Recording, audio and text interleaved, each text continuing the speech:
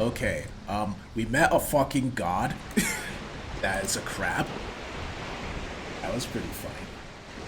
No, you met a crab that is a god. It's very specific. I don't get the difference. Because gods can turn into crabs. This crab is a crab. Oh, okay. Gods can turn into crabs. Crabs can't turn into gods unless it's this particular crab.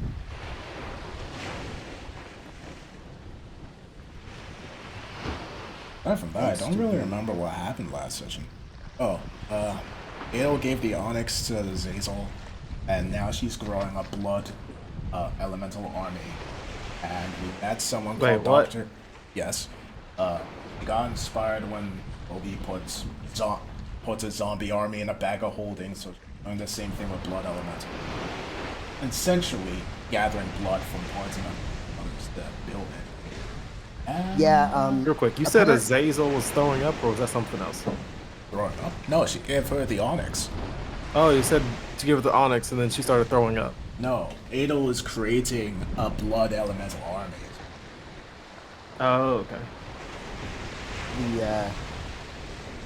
When Adel was creating the blood elementals, also a fun fact, each and every blood elemental she creates from a different party member or different person looks and has different characteristics. The Mahalo was about to leave, but got talked down from doing so by the party. Oh yeah, that was a thing. I don't remember what else happened. I think that might have been it. Oh yeah, we met a guy called Dr. Nay, who's a doctor, obviously. And Adel wants him to check on the baby that Obitus got from that kingdom.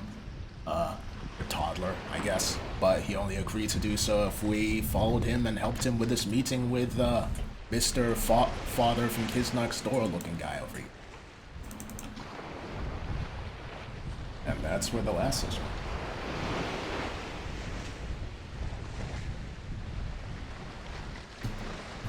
We're still looking for his associate, Dr. Whip. Bruh. Oh, alright.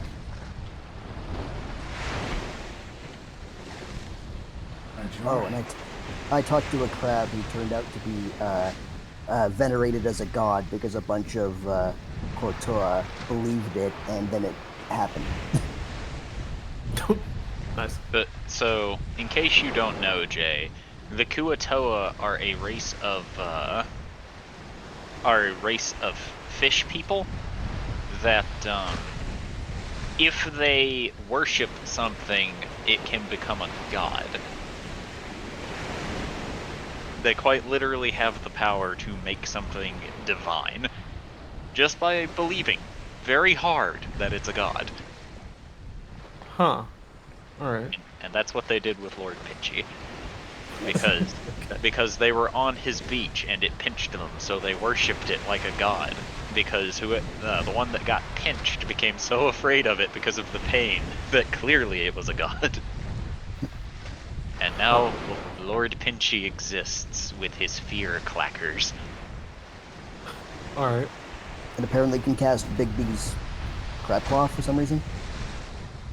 Yeah, he was yeeting party members across the beach with a gigantic, ethereal Big B claw. Okay. It was really funny.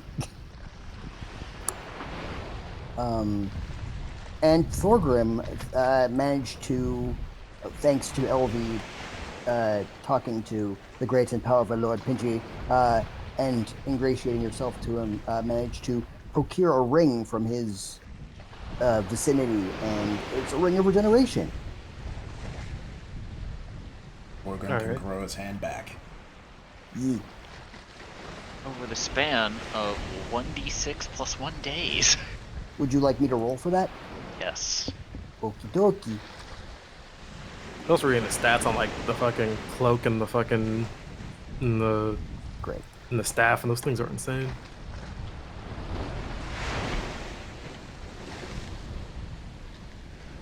Pretty good. Yeah. I'm imagining Thorgrim going like 2 days, 2 days, 2 days, 2 days. Ah. 6. Fucking 2 days. goddamn. 2 days, 2 days, 2 days times 3. Fuck. I'm also thinking about we still technically have 13,000 gold too. Yep. Yes. Huh. And the bot stopped playing music. I forgot to make it. So, oh, also the sun is currently eclipsed. Has anyone figured out why? You think it's because of this nice, dapper gentleman who just appeared, because he didn't appear until it became eclipsed. Does he look? Do English? Do either of these guys look familiar to George or Otto? Otto can roll a history, as can George. Hi. Okay, so I just reached the part of the session where George got marked. He didn't say how long he was going to be away. I'm assuming it was written on the tattoos, and I guess it will just have to read. Yeah. And yeah, I'm pretty sure it was the next session after that where Hubert, I think, was able to read it, or it was able to read it.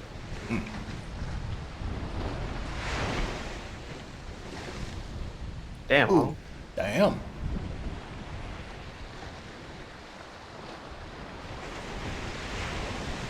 Otto's been reading them books. Otto's been reading the books and getting them gains. Yeah. And brain gains.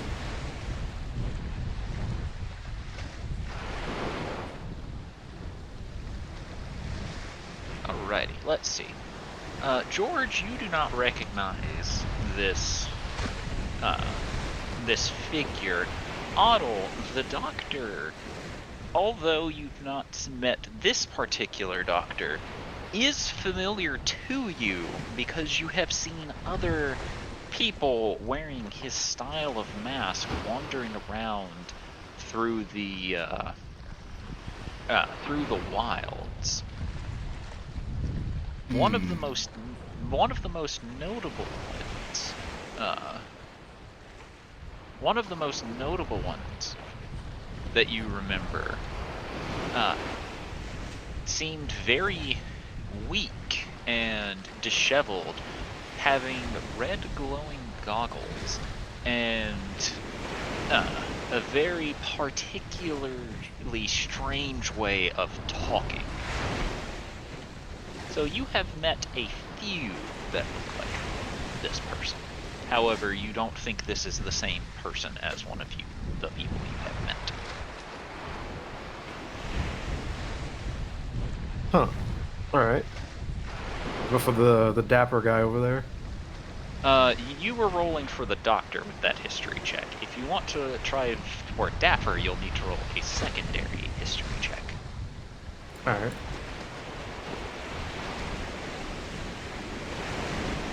It's also Otto. You are not as familiar with Mr. Dapper, but based on the way he looks, you're fairly certain he is an archdevil, based on a book you've read a long time ago. Ooh. Oh.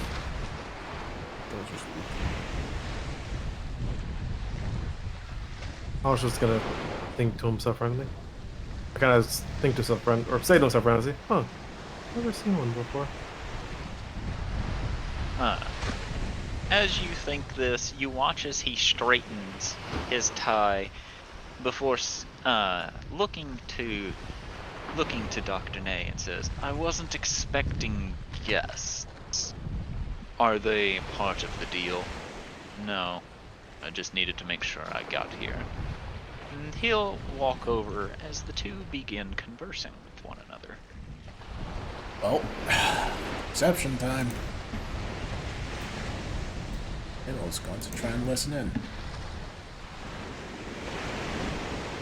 Subtly cast. Actually, just let's see. Yep. I think I didn't say that second part.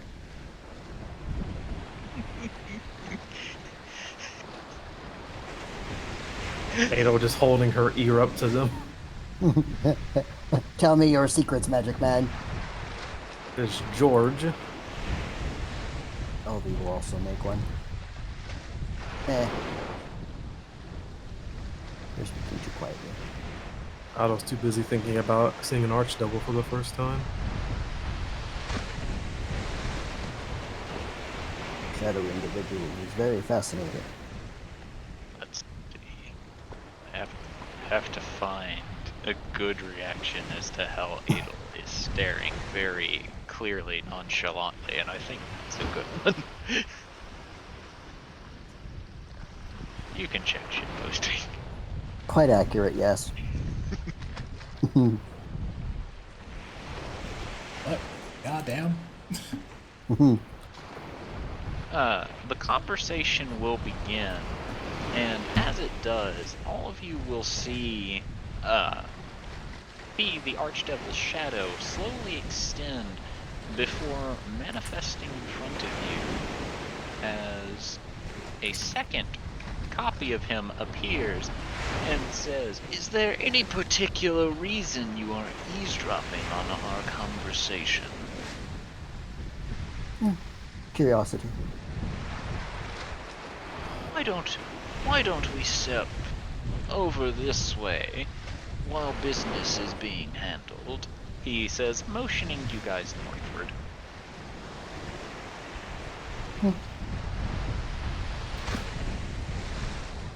Drug. What's going on? Oh, okay. Thorgrim was not paying attention whatsoever. At which point, he will step closer as the other two will step further away before the copy in front of you straightens his tie again and then places his hands behind his back as he is going to observe you all.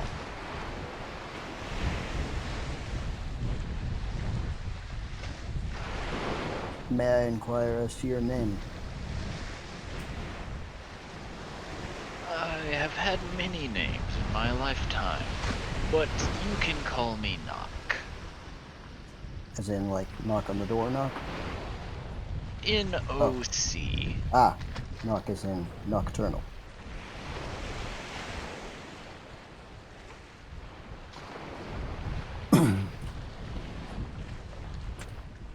This is just something I go by. It is not necessarily my true name. Any true devil will never give them a true name. Of course not. That would put you at quite the disadvantage, would it not? Quite. Granted, I could just take care of anybody who did learn my name, but it's easier if no one does from the beginning. It would be rather irritating, I would assume. Waste of time. Thorgrim is like side-eyeing Elvie as she's speaking to this weird shadow man so casually, like, the fuck are you doing? Otto will walk up to the man and wave his hand. He'll just look down at you curiously. Oh, hi, I'm Otto. I'm not. Nice to meet you, Doc. I've died recently, but that's beside the point. Are you really an archdevil? The very same. Oh. Interesting. What's it like being an archdevil? Constantly risking being dethroned by those who work for me, my rivals, and constantly making deals. Oh. Are they your allies in it? They keep trying to betray you? I didn't say they were allies, I said they worked for me. Oh. Isn't it dangerous having people that want to overthrow you work for you? Unfortunately, in my preferred business, you will never not have anybody trying to overthrow you. Oh. Are you like a king? No. I am a man of business. I make deals, bargains, and fulfill certain aspects of the deals and bargains in exchange for a good price. It's more So a of like a merchant. Crestfall soba. Could be. Oh, is that still like a merchant? Sure, a merchant. Oh. Okay. But instead of money and materials, I deal in souls.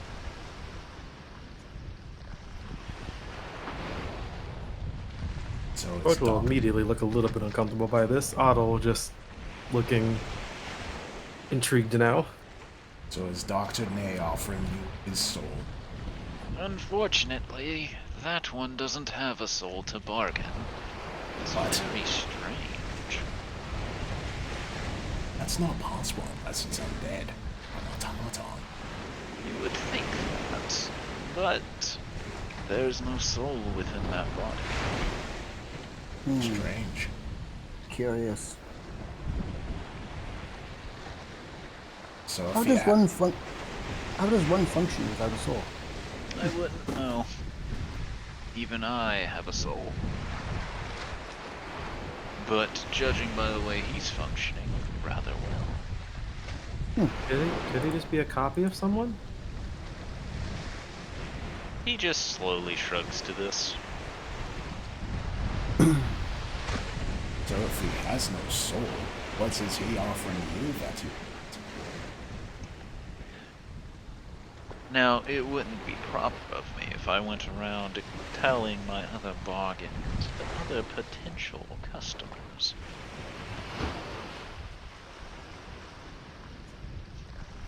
I believe they call that in business the non-disclosure agreement. You didn't sign a contract, did you? Come now. It's not like you're going to lose anything by telling us. And I'd like I to think roll a persuasion George is just for gonna that. pipe up and say, I think it's just mainly a good business type of practice. I still roll persuasion? Sure. Darn.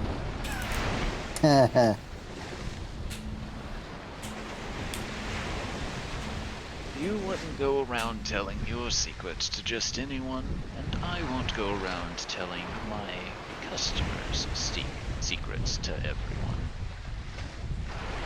Business, as they say. Fair enough. So then, can I ask you a question then? Of course.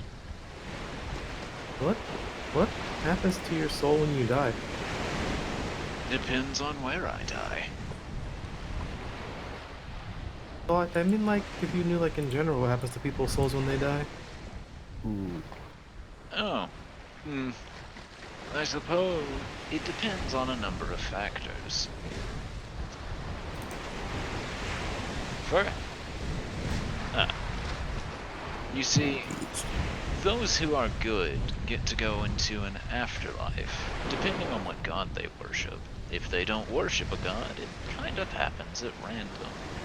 If they are under contract with a devil such as myself, they get to come into the hells under my reign.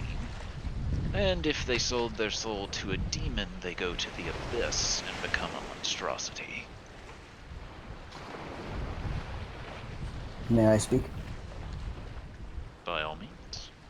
What if your god that you worship is forgotten and thus not entirely able to assume a physical form? What happens then? What do you mean? God that I worship is apparently either very ancient or simply not in the minds of many people and has lost their name and their physical form to time and memory. It is most unfortunate, and I was wondering, since you mentioned those who worship going to their, respective planes such as heaven or hell, I was simply curious as to what would happen to someone who worshipped a deity that was not fully realized for whatever reason.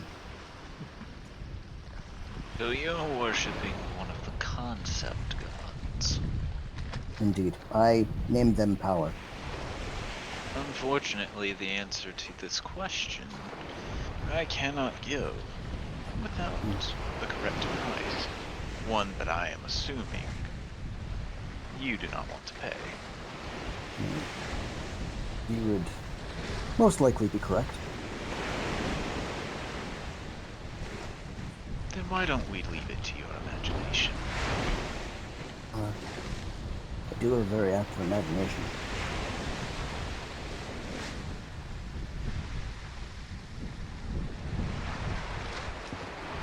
Bottle. And two, instinctively, because he's not sure about. Can I pay the price for her? Adel just shoots you a death glare and says, "Do not even think about it all." Adel's jaw actually drops at Otto's. Elvie's jaw actually drops at Otto's proposal. Hubert will very calmly walk over and pull you away, Otto. All right, time to stop talking to the Archdevil. Off we go.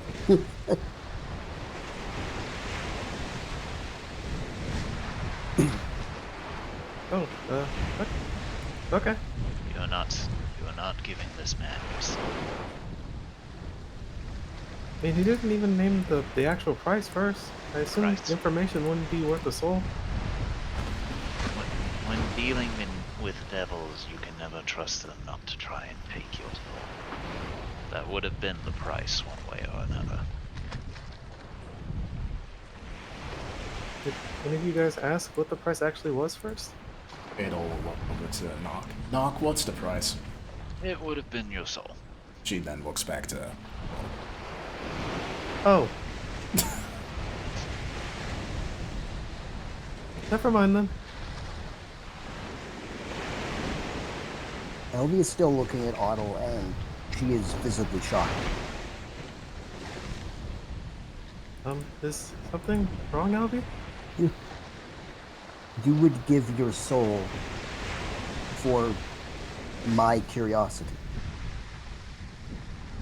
Well, no, I just didn't know what the price was at first.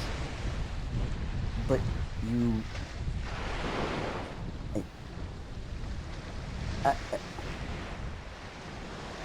and Elvie, for the first time, is visibly is unable to speak.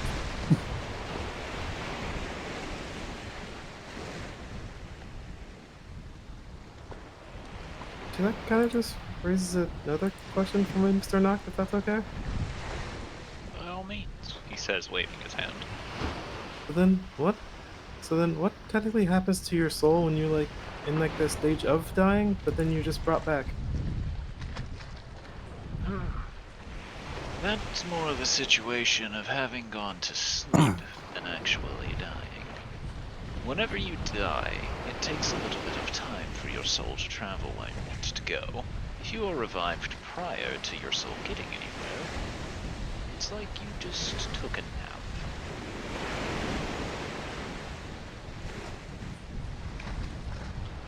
Huh. There are no ramifications, there are no downsides. It's just simply going to sleep.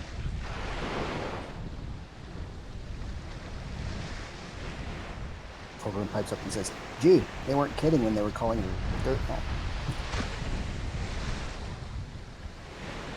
Oh. Okay.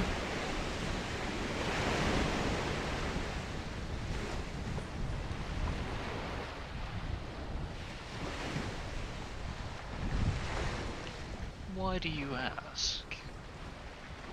Well, I mean, like I said, I did end up, I guess, going to sleep recently, like you call it. So I was kind of curious if something ended up happening to my soul when that happened. It may have briefly left your body, but being brought back, no, nothing bad occurred to it. If that is what you were worried about. Yeah, a little bit.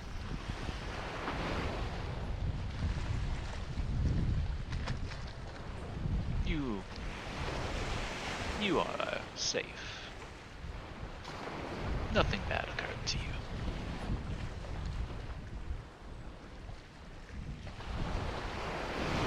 I was gonna look up at Hubert. Is that true? While you did perish, ultimately, you died in a situation where you were being bound, but we brought you back. You are safe. Nothing bad happened to you that wasn't remedied shortly thereafter. I mean, they did technically. Never mind. You can speak your heart, Otto. No, I'd rather not think about it anymore. He just looks at you and watches you for a minute before saying, "We're going to have to get that stress out of you at some point. It's bad for you to keep it in." Agreed.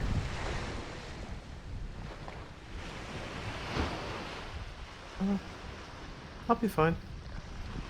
Correct. Once we figure out a way to get the stress out of your system. You shouldn't bottle it up. It works wonders. You should try it sometime.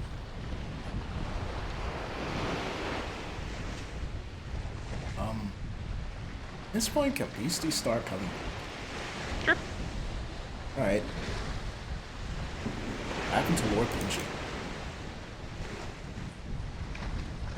He returned to his stance. Alright. Oh, Beastie's going to start making back. Well, stop upon seeing them. Is going to curiously try and listen to another conversation. Let's see, Beastie. And you do it. And if you're trying not to be seen, you need to roll stealth. Well, As you come over, you begin listening in, and as you lean close to the rock, there's a very audible crunching sound as you step on a seashell, causing the devil to just lean over to the side and look at you. she looks back.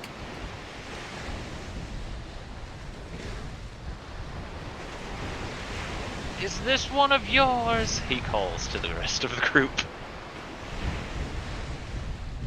George will look over.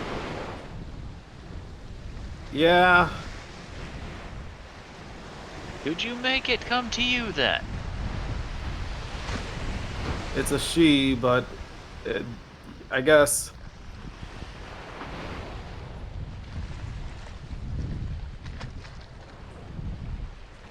Beastie, Yeah?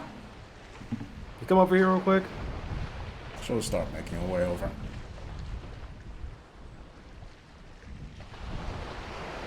But the occupied Beastie, George's just gonna say, Otto just attempted to sell his soul.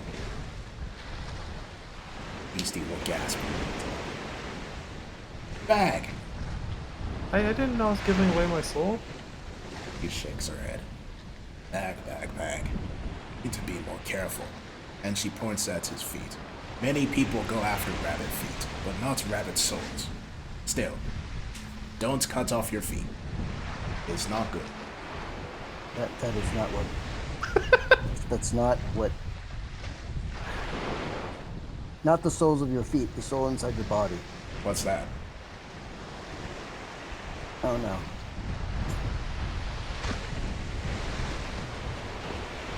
LV's gonna look at George and just be like, just kind of give him the look of like, how the hell do we explain souls to Beastie? Beastie, think about your soul being like a second heart, except it doesn't exist in your body. It's just something that's there. And where is Inside you still. It's still inside you. It's inside your heart. A heart in my heart? Well, no, your soul is in your heart, but the soul is like a second heart. Is not a heart, but is a heart? Prince, you're confusing. It's the heart of your mind. The brain? No, no. It's You the wonder thing what that soul helps tastes you like. decide you make it. It's the thing that helps you decide you make your decisions or not. And what you believe in. She ponders this. Oh, like strength. Pretty much. You don't It's know what that. fuels your belief in things. Oh. Weird.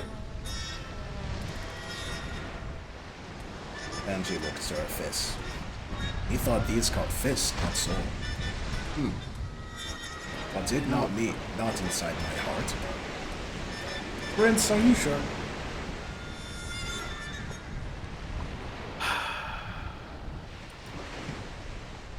You know what? I'll leave it up to you to decide what you think your soul is. I told you it would be difficult. You know the soul is on bottom of foot. Me don't know what you think about soul making big decisions, but me guess that is even more reason why you not cut off foot bag. I guess so? These are very important. I like my feet. Me like my feet too. That's why me no wear shoes. Oh, and then she pats her shoulder paladin shoe, except this one. Uh-huh. Just thinking to himself, was George able to hear any part of the conversation before the other clone came in, got in front of us? You heard the sentence, "I need to know the location of," come from Dr. Nay, but you did not hear of who he was speaking before the clone appeared. Okay.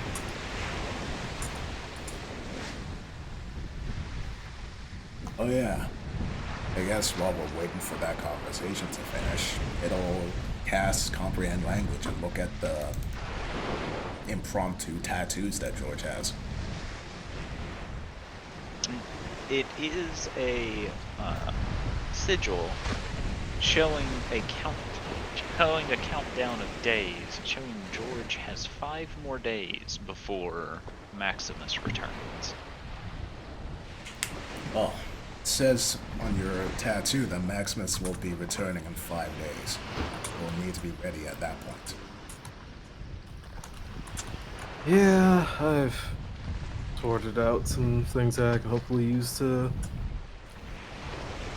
hopefully help me with that. Maximus? What have you done to piss him off? It'll just raise a hand to stop him. That information requires a price, Knock.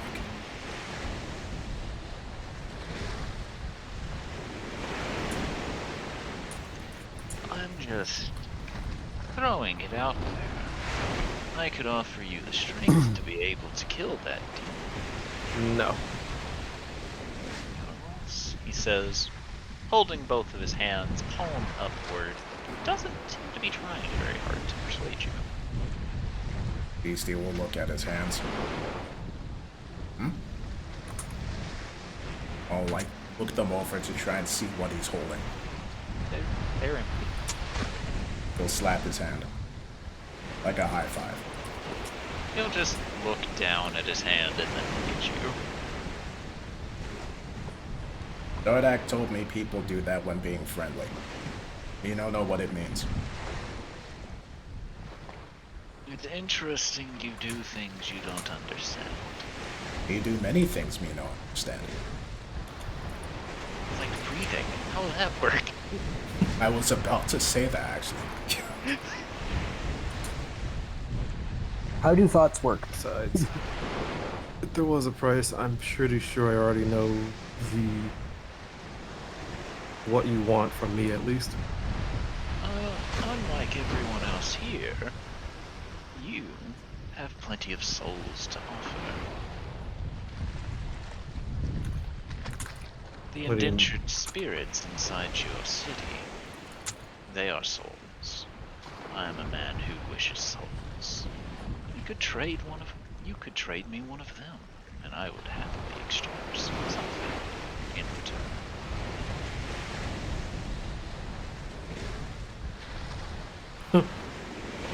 It'll shakes her head. That's too easy.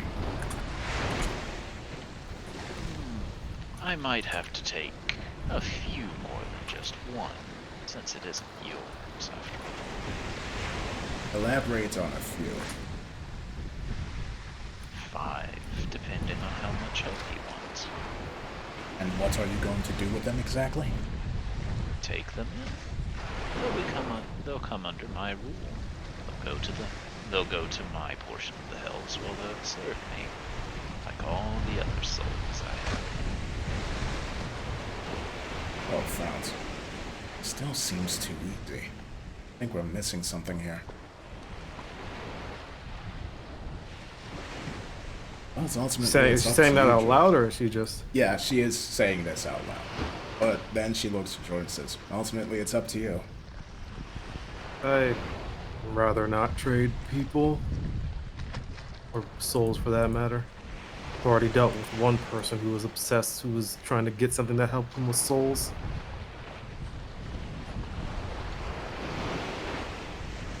Besides, no amount of power is worth me doing a deal with the devil.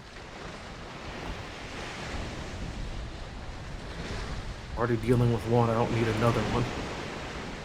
Trading in souls when we are a group of people that most certainly need them is a very tricky business. George is gonna look at him because George's intelligence fucking sucks. We need souls? Clearly. We need souls to live.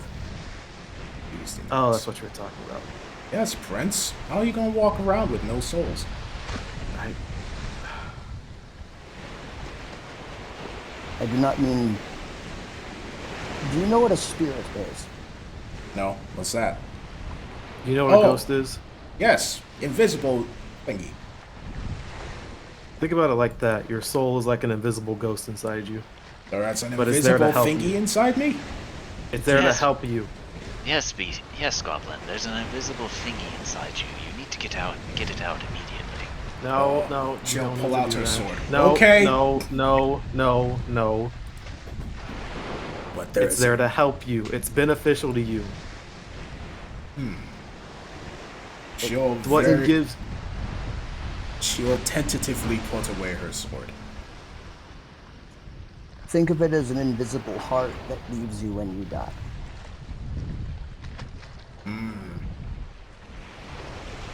We're not going back into the double heart thing again. Bottom line, Nox, is no, I'm sorry.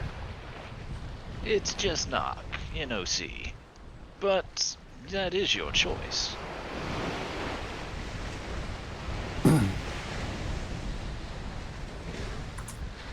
But who knows, man? If I'm desperate enough, who knows?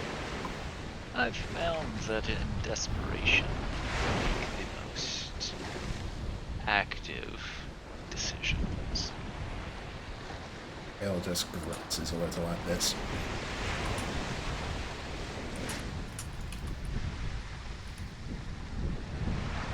Yeah, definitely agree with you there.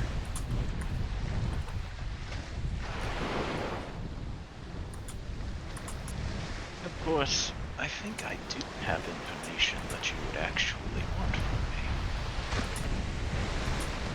Concerning what?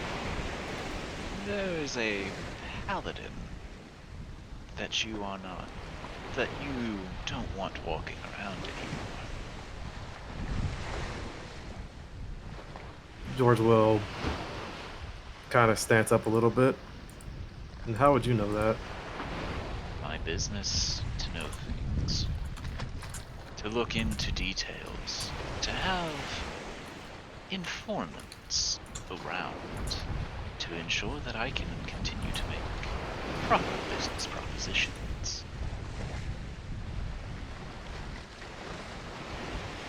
George will take a deep breath.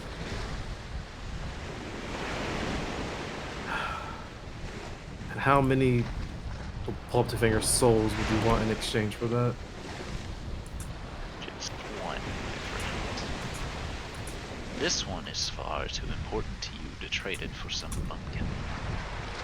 And whose soul would you be asking for? He just slowly motions a hand towards George. If I give you the information you want, you would go kill this man, correct? Well, then that's the short side of it, yeah. Now, the way I see it, I have a chance to obtain something great. I can give you the means to find him. And then you can kill him. And all it will cost is you signing a contract. And as he says this, he holds his hand out as shadows will begin to meld it together before forming a contract with a line at the bottom, ready for a signature. As he says, all you have to do is sign this paper, and I can help you find this man. George will step forward. He's not gonna sign it, but he is going to look at the contract and read it. And you read Infernal. Can use comprehend languages. The long and the short of the contract is, by signing it, you forfeit your soul to Nock, at which point he can use it for his purposes, up to and including increasing his power, selling you off, or anything in between.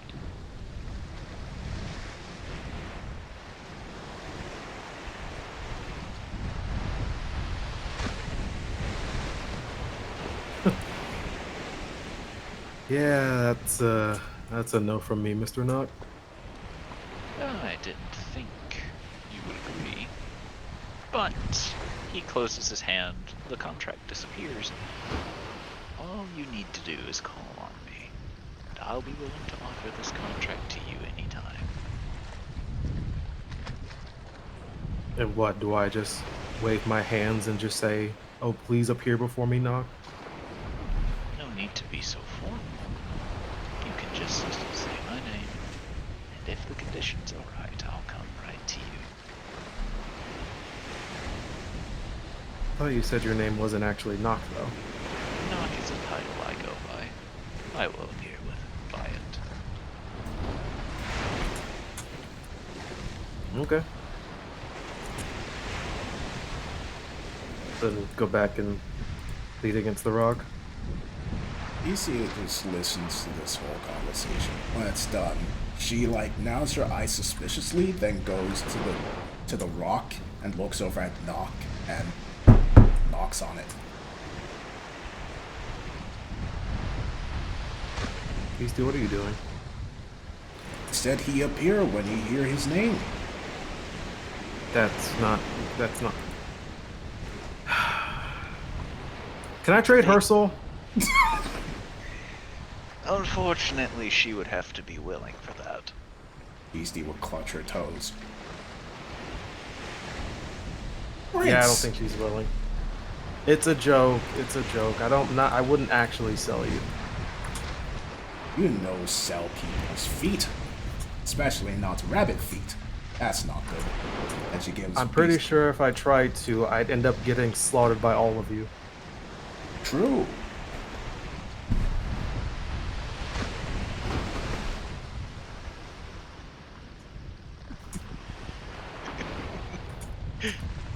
Can't get over how matter-of-factly Beastie said that. George knows his stance in this group. Beastie respects him, but if anyone messes with Bag, they will get the business end of her sword, which is her entire sword, with how she tends to use it.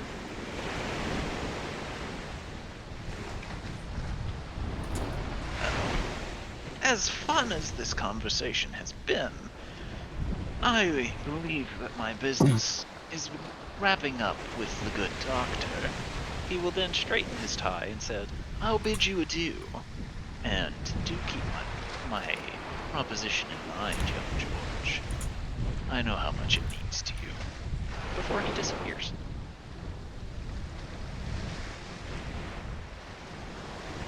I fucking hate devils and demons.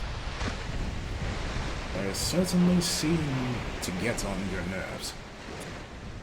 At least demons only want to kill you. It's pleasantly simple, typically. Yeah. But this is why I'm glad I'm prideful. I'd rather hunt that motherfucker down and kill him myself with my own power. Good. Well, aside from the killing part. Oh no, I'm going to kill him. I'm not going to persuade you otherwise. We already had that conversation, and, well, he came back. So... Yeah, I'm gonna make sure he doesn't come back. And if anything, if I need to, I will literally send it to my mother so he can be tortured until the end of his lifetime. Right. Well, damn. Let it end at the end of his lifetime. Just cast Revivify on him and bring him back. That is also an option. That's one of my personal favorites methods of interrogation. Hazel just shakes her head and starts heading over. Thorgrim just rapidly turns his head and looks at Hubert with a look of pure terror. Like, what the fuck did you just say? Hubert will very calmly follow after Adel Sarday as if he has not said anything weird.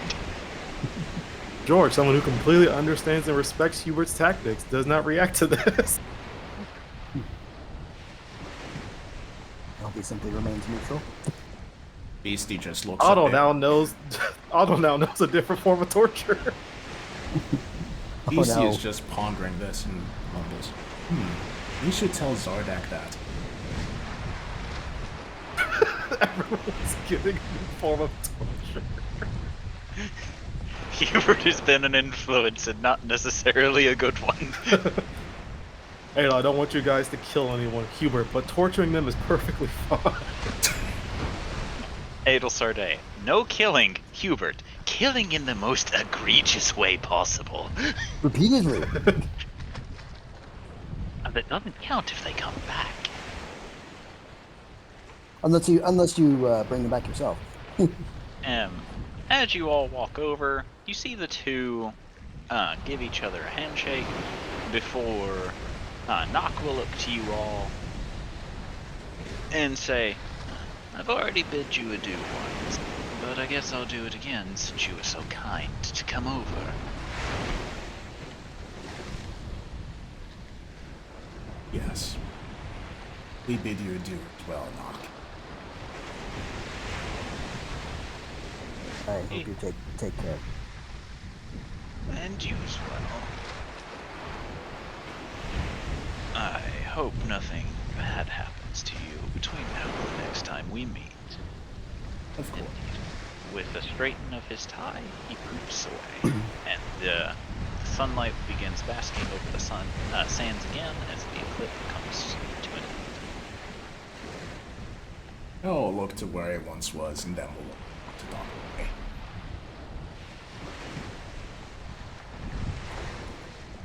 Now, you upheld your end of the bargain. I suppose I have to uphold my end. We'll have a couple of questions. And those will be, What was the deal about? I needed information of the location of someone very important. Ooh, might be able to help you. A threat. Like Rashi. I don't know who that is. Well, there are tons of threats. As far as I've discovered one. Is there someone new? New would be a threat. They've been here for years. But You have a name?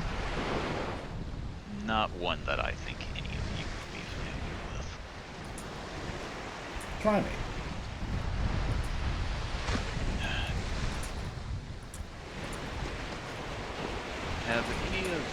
never heard.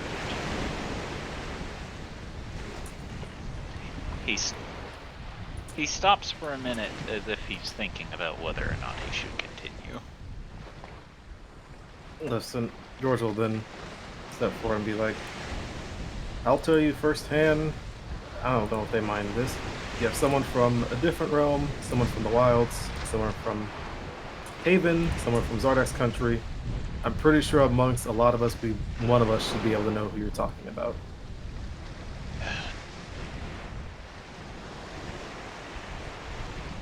Before I continue, I have to ask, how much do you all know about viruses? You mean like sickness and shit? Yes. Fellowship. No, it's very Fair bit, I much. think. Right. Yeah. My dad may have mentioned it once or twice, I'm not sure. The only thing I'm aware of with viruses is when I discussed it with another doctor called Dr. Kane. But aside from that, not much. You see a glint in Nay's goggles as he's like, right. Well, Can I roll insights on that glint? sure. Thorgrim also. God fucking damn it! I think the sun just got in his eyes. He knows something. Adel doesn't know, but I know what it's about. I hate it. This goddamn dramatic irony. Thorgrim, as you're watching him, you have a feeling that Nay personally knows Kane to some degree.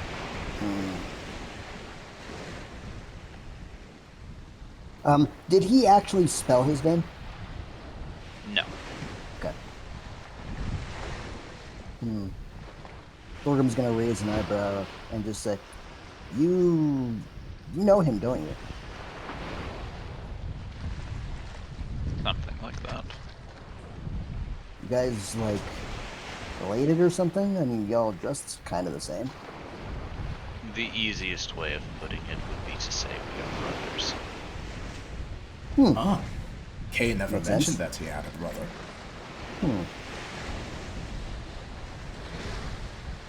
We have many siblings, in a way. Oh. If I can guess, is one of them named Dr. Grudge? We're not sure about that one. Huh. As far as we know, he isn't related to us, but he's very similar to us. Interesting.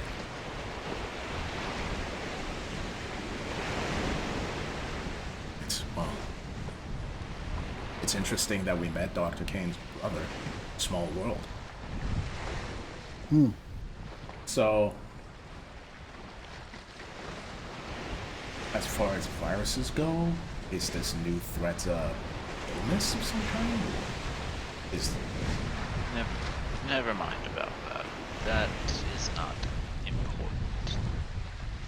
Thorgrim, insight power, go. I guess it's not important. I am looking for an individual. A doctor, like me. But he is more chaotic in nature than myself. Are you sure it's not Dr. Grudge? While he is chaotic, no, not him. Then who?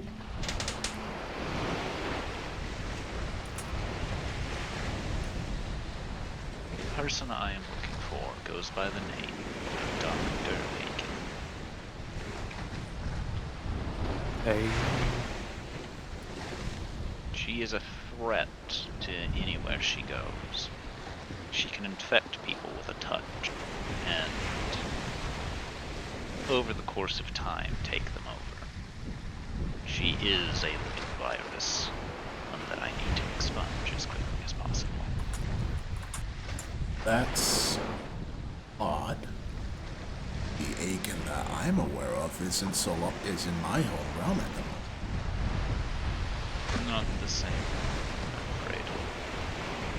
There are 2 Aikens? I can't explain that. Strange. Well, I wasn't aware that Aiken became a sentient virus. But if she is capable of taking people over via infection, how many of her are there? There's only one. Mostly because she does not like to be spread too thin.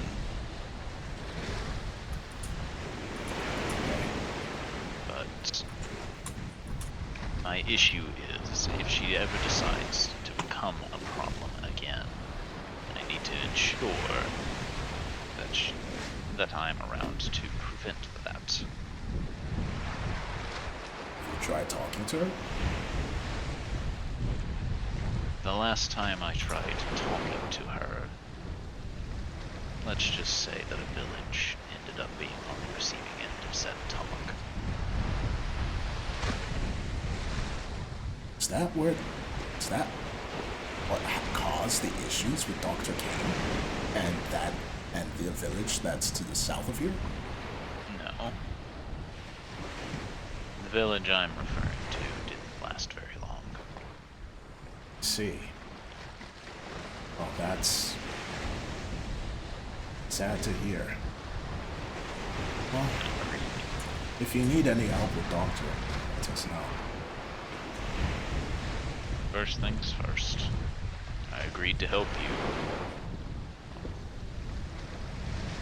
Alright. Well, everyone, gather around.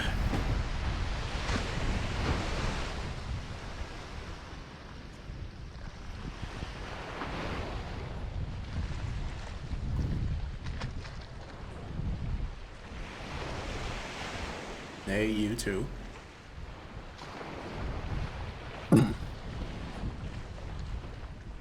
Then she is going to Dark Ether to make sure it's not interrupted this time, and is going to teleport to the Hag Village.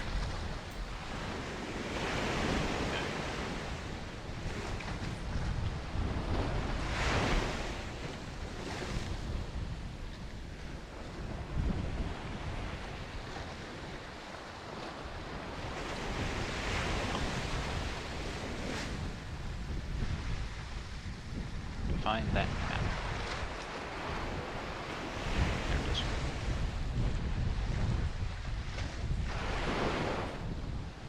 Oh man, we haven't been back to this map since the gun was a gun. Huh? Yes, I was talking about Otto's gun. Oh god, they're gonna have another new fucking thing to look at.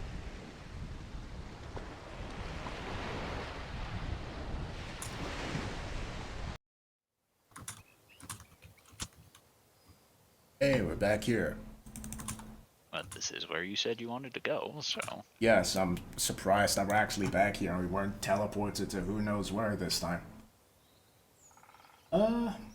Right. Ill's then going to send a sending to Orbitus saying, Father, can you teleport yourself and the child to my current location?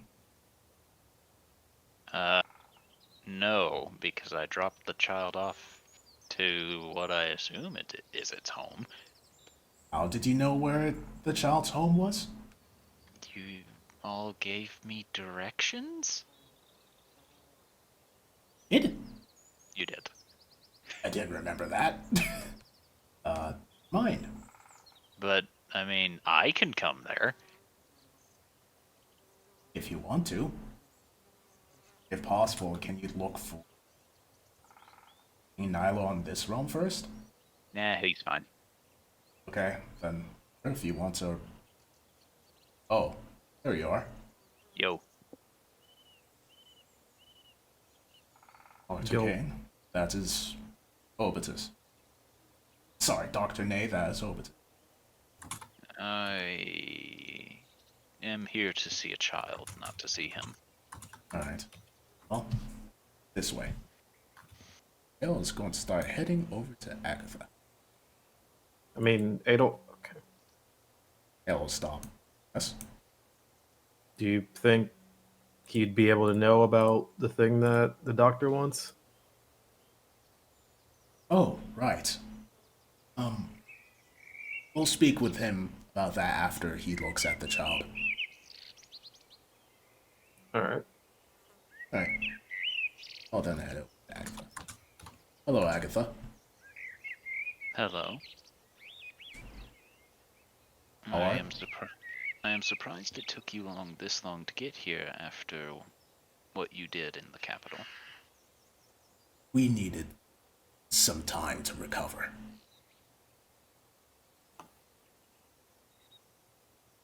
And Given we had to everything drop that- something off. Given everything you have done, this does not surprise me much. How is the child? Tired, but otherwise fine. Oh, well, she gestures over. I brought Dr. Ney here to just look him over in case there was anything else. A pleasure to meet you, Dr. Ney. And you the same. Where's the child? He motions towards the Night Mother, and the doctor will walk off.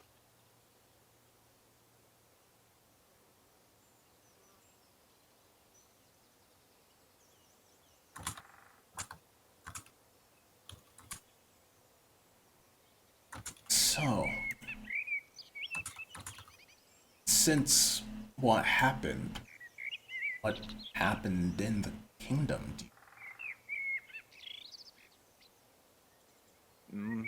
What do you mean? Well, you know about what happened in the kingdom, but I don't know what happened in the kingdom. I just know that you were able to recover my child, given the fact that someone I did not know came here and returned him to me. see. He also counterspelled every countermeasure that we attempted to hit him with, assuming he was a foreign invasion. Yes, that's part of his charm. Saying that it is part of his charm is definitely one way of putting it. We assumed he was a threat at first. Sorry, can you say that again? We assumed he was a threat at first. Well, far from it. He is my father. I would have never guessed that. I didn't either. Found out. I see. But in the kingdom, to put it lightly, ended up making a mess. This wasn't what I wanted. That was how the dominoes fell.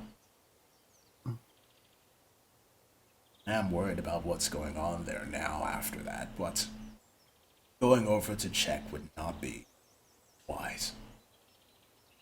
Nor do I intend to. I was referring to myself, but yes. Personally, I do not care if that city remains standing or falls to a fire. What if they came after you? And then we would kill them.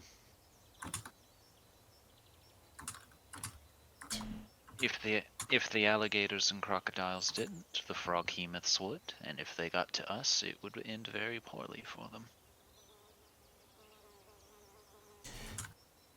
You know, I know it doesn't matter anymore since it's simply hindsight, but I am more and more feeling like it did things much more difficult after hearing that. Nevertheless, what's done is done. Your child is home and safe, and that's the most important thing. And I do thank you for that. It's, I suppose the reward is in order. if you're willing. I am always willing, and you have done me a great service, so there's no reason why I would not. All right.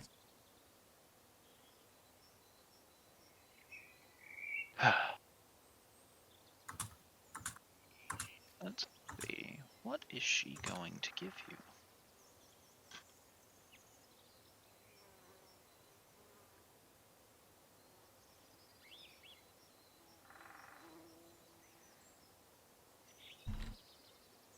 She will begin to mutter, and as she does, she holds out her hand, and all of you will see the hags turning and beginning to chant as well, as magic will slowly flow from all of them, forming into the air before a very bright crimson light appears, as an amulet falls into her hands, dangling from her hands. The amulet is a circle with wires inscribed in a web-like pattern with a spider sitting upon the webs. Before she holds it out towards you. Ada will resist the urge to squee and will look to Agatha. We're taking it. Thank you. But what to do? Check your DMs. Alright. Let's see.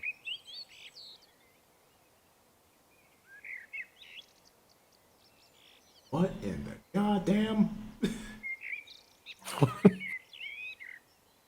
It's literally a soul stone. The an infinity stone. Hey, What? Can't say that. But that's what it says. You can't say that. It's copyright to Marvel. Copyright. So don't say it. All right. What's a synonym for infinity? Forever. All right. It is a forever stone. Forever rock. Yes. Wait. Forever what? boulder. Yeah, the forever boulder.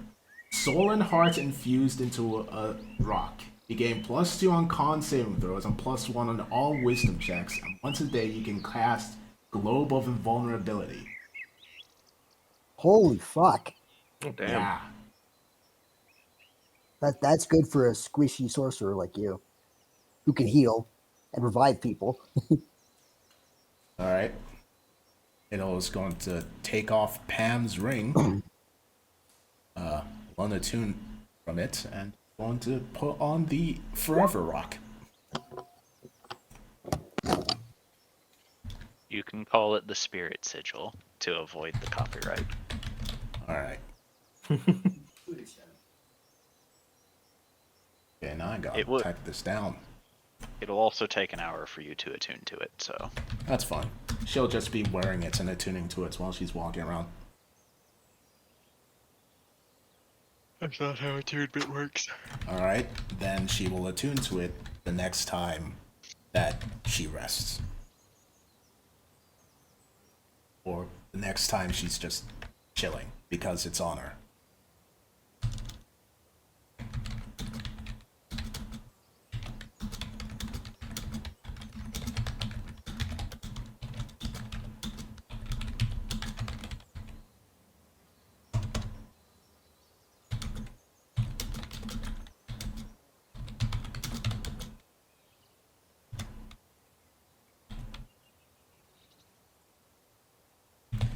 Alright.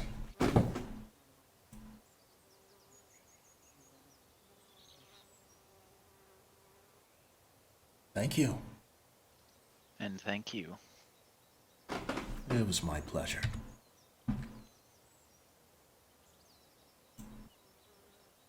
Now, you are free to stay here for as long as you wish.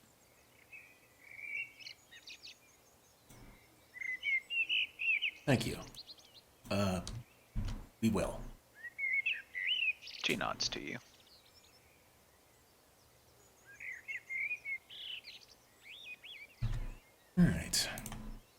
Well, meanwhile, he's just going to walk over to Obitus.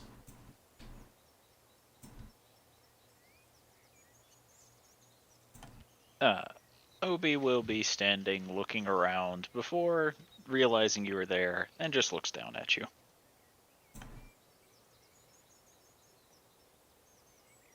Hmm. Hmm. Hmm. Hmm. Hmm. You like squib. I don't know what a squib is, but I will take that as a compliment. Me not, me not sure, but you remind me of squib. Only right. I'm going to continue to take this as a compliment, because I still don't know what a squib is. Is a goblin. You're either calling me a very tall goblin or a very short human, and I'm not sure which one that is. Hmm. She actually ponders this for a while. Then, like, looks you up and looks over to something down, like, measures herself, then measures Obitus, compares the sizes. Hmm. Tall goblin. Eh, he says, shrugging to this. Then heads back to the. I'll start heading back too.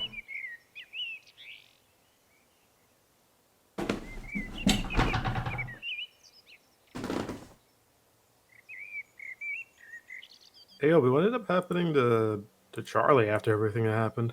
Oh, he just ran off somewhere. He got bored because nobody was fighting him, and he just Nyom, Obi says. And as he says Nyom, he casts minor illusion to make a illusion of Charlie sprinting off into the swamp. Also, I have a personal question for you if you don't mind helping me with it. Okay. You think you can help me find or figure out the location of a paladin? Well, as it's a person I've never personally met, me personally, no, because I don't know who we're talking about. If I were to describe him to you, do you think you'd be able to see if you can get a location of him? I might be able to get you something that might tell you when you're in proximity of him, but that's about the best I can do. What That will if be you more read than our? enough. What if you It'll read our also take mind? it'll also take me a while to actually, make it. That is also fine. I don't know when I'm next gonna find this guy, so What if you read our minds? Wouldn't that help? Yeah, he does a so-so motion to this. That's where magic gets a little wonky, because then I will have only seen him. I still don't technically know him, so, you know. Fair enough. Oh, right. One more thing. Can I use your blood to make a blood elemental?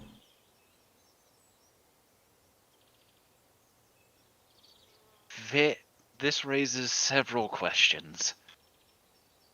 I have several answers, if you ask. Hmm. He says, shrugging to this. All right. What? Let me think on it, because my blood is very volatile. All right. Then she's gonna head back to Agatha. Agatha, I have a strange request. You can't have my blood.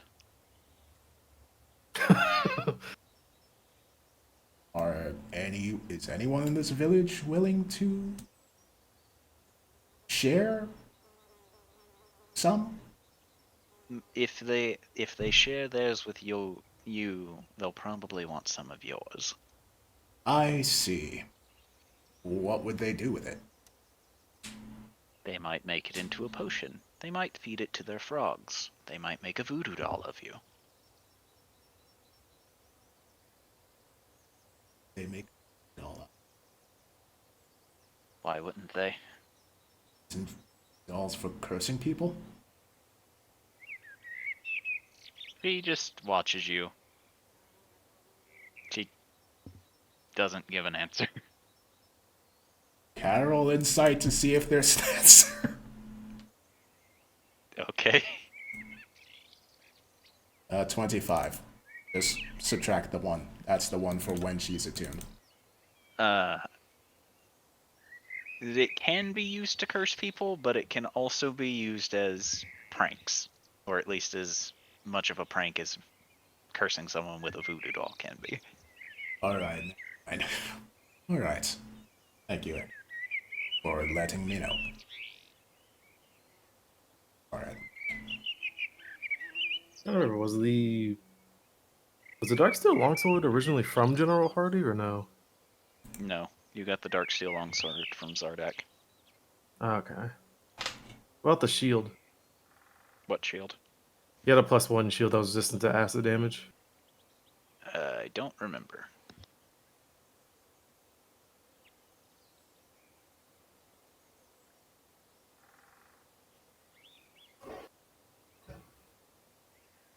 George, so what do you need from me then to make that thing that lets me know if I'm in proximity of them? Obi will think about this before just reaching up, poking your temple, and he pulls out a grayish orb that he's looking at curiously. This'll do. George will kind of shake his head and be like, what did you just do? I took a memory from you. Am I still going to be able to remember it? Sure. What was the memory? It was certainly one of them. I need it to make the thing. I assure you. Okay. Am I still going to be able to recognize what he looks like? I don't see why you wouldn't be able to. Okay.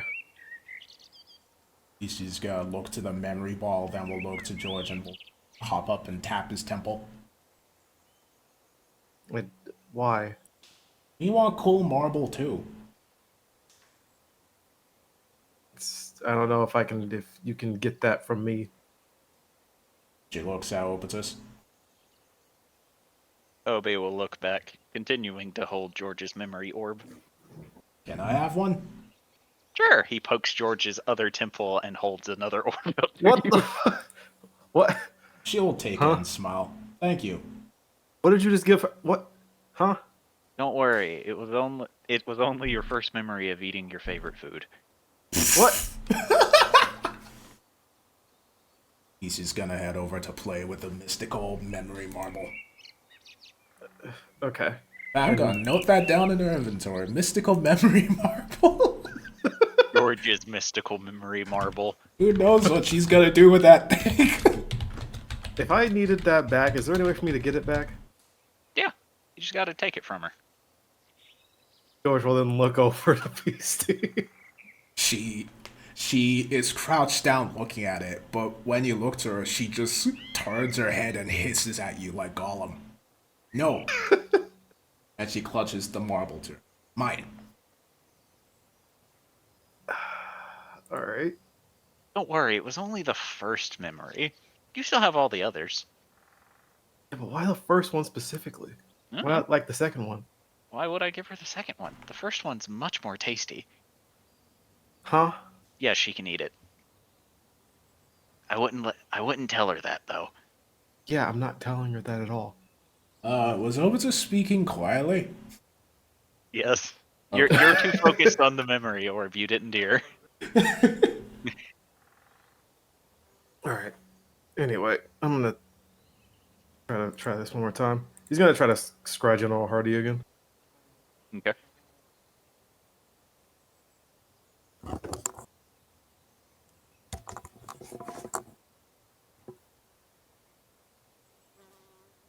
Welcome back. Let's see. Beastie has George's memory as a marble now. Has one of George's What? as a marble. That's fucked up. It is Yeah. specifically the memory of the first time he ate his favorite food. Of course it is. As you attempt to scry him, George, you just hear, now, Daddy's boy, if we wanted you to find us now, we would come to you. I forgot about that motherfucker. Ah, the bone claw thing. Ugh. Why don't you come and say daddy's boy to my face one more fucking time and see what happens? In time, Daddy's boy, in time. But we don't want you to see your father yet. No, we need to play with you a little longer. Besides, we have errands to run. What kind of errands? Now, if I told you, you would seek us out. And we can't have that, Daddy's boy.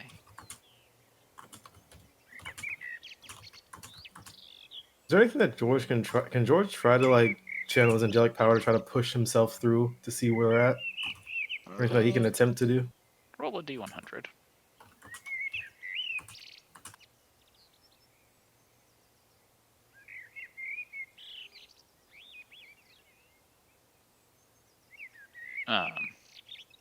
As you flare your angelic energy, you just hear an evil cackle coming from the bone claw before you appear in a manifestation of a pocket dimension, with the bone claw reaching his hands around you, grabbing at your spirit, continuing to laugh before hurling you back as your scry seems to be cut off by its power, as it appears that they are growing stronger. Uh-oh.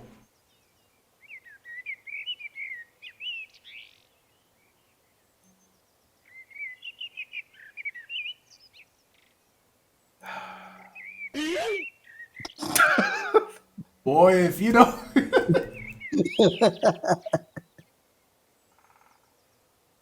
And sure, Matt, we can flesh it out later. Yeah, if we could just talk about that at some point, that'd be great.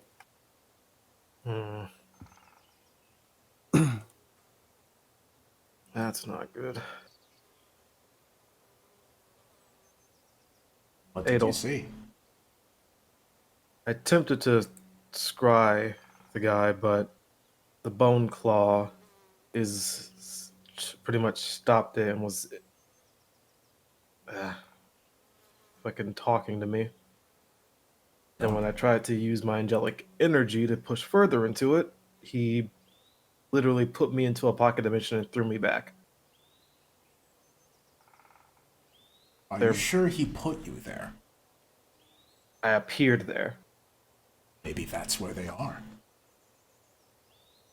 They said they also had errands to run. Well, we do know who he's working for. X is toiling to get this realm into his, after all. They're both also getting stronger. That also makes sense. From what X told me, his plan is to spread enough chaos in order to get this realm into his. Then she looks over. Sounds familiar, Father? I mean, I assume you're talking about some sort of demon. Yes. All the demons do that, technically. Not. But as more chaos spreads, the stronger their heralds, as it were, will become. At least that's what I believe. Right? Sounds legitimate to me, Obi says, shrugging. Not. So, I've not personally dealt with them, so I'm not entirely sure. The more that chaos spreads, the stronger they're going to get. And since they're in a pocket dimension, it's not exactly a way that we can find them. Not until they decide. Assuming they're in a pocket dimension. Yeah, it didn't seem like it was a pocket dimension that they were in. It feels like my sight was more or less forced into that pocket dimension and then thrown away. Maybe. I don't even think I saw anything when I was there. The fact of the matter is, I don't think we're going to find them. Not anytime soon. I mean, if they're getting stronger, that probably means they're just looking for relics that make them stronger. Theoretically speaking, if you can find an object that would be something interesting to them, you might be able to beat them there. We'll have to speak with Poe Masters about that. Actually, No. Now I'm starting to worry about that Onyx again. As long as the Onyx is safe with Azazel, I doubt that they will get to it. The thing is that the Bone Claw can just move around however it pleases. I think Azazel might have countermeasures in place after what happened the last time. After all, if it were the case that the Bone Claw could go in there again, he most likely would have done something to instigate you even further while you were in Haven. Or even now. Bone claws are tied to somebody's soul, Obi says, as he is currently using the memory he stole from George and is actively working on something. Exactly. I don't think the Paladin is focused on getting that for now, and I doubt Not he's only going to. not only that, but bone claws have to be within a certain distance of whoever they're bound to. Yes. So if the paladin is on the other side of the continent, his bone claw has to be close to him. Yes, so I think that the Onyx is safe. But yes. Thank you, Father. We will have to speak with Poe Masters about this. For the time being, we need to take this, and she pulls out the Sunblade, and give it to the Wait, mother of... hold on. The Poe Masters? Have you met Poe Masters before? I haven't met him, but I've heard of him. Well, he is pretty famous, but yes, we've run into him a few times. Of course he's famous. He's the treasure hunter extraordinaire. How long have you spent on this continent, Father? Do you assume Poe Masters is only from this continent? What? I'm pretty sure someone known as the Treasure Hunter Extraordinaire would probably have a way to get to different places to get treasure. To think when we met him, he was stuck inside of a spider. I mean, hey, if an enemy gets a jump on you, then you're kind of shit out of luck. Yes. Especially if you're by yourself. By the way, the fact that he goes through multiple dimensions means that we could even ask him about the Hydra God, or the book of... Hold on.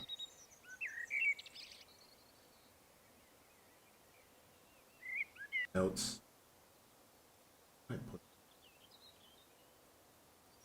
Do you need Yeah, help? the book of exalted deeds. There we go. Obi stops and just looks at you and just gives you a side-eyed glance as you talk about that. What is it, Father? Why are you looking for that? That's what's needed to destroy this, and she'll pull out the Xanthergon necklace. Gross. Yeah, exactly. No, I was referring to the book. Why is it gross? What's wrong with the book? The book is literally just a book of extreme goodness and holiness and bleh. What's so wrong about that? LV raises an eyebrow curiously. Obi will look at you. Sarday. He will stare at you before he snaps his fingers, and you watch as about 20 skeleton rise out of the swamp, and Obi just makes a dramatic hand motion towards them. Ada will look at them. Ah, right. I don't know how I forgot about that. You forgot about the literal horde he summoned in a city? Technically speaking, I summoned those prior. He then pulls out a bag of holding and says, "They're all in here." Wait, didn't you shoot a hole in that? You think I only have one? He pulls out a backpack and dumps out like 20. How do you have them in your backpack? Ugh. But it's a backpack. Is that Done a with bag, skeletons! Backpack of holding. is that a bag No. of holding? No, if you put a bag of holding in a bag of holding, it causes problems. I put the bags of holding in a backpack. But I know there's a bag of holding that holds bags of holding. Isn't there? Yes, but it gets complicated. Well, either Messing way. with temporal space then. How many can you fit inside of a bag of holding? However many I want. Perfect. Wait, then why do you have so many? Why not just put them in one? because you never know when you need to throw multiple bags. Also, if any of these bags rupture while I'm on a day-to-day walk, I would rather only one get cut as opposed to all of them. They can rupture? You know, well, I mean, yeah, they're just bags. An arrow hits them, voila, you've popped a bag of holding.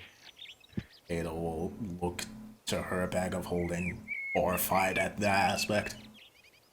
And, you know, if I have 1,000 skeletons in one bag, suddenly 1,000 skeletons are out. Whereas if I keep, like, say, 20 per bag, only 20 skeletons pop out, and it doesn't cause as much problems. Good thing I can catch arrows. If only they weren't so expensive.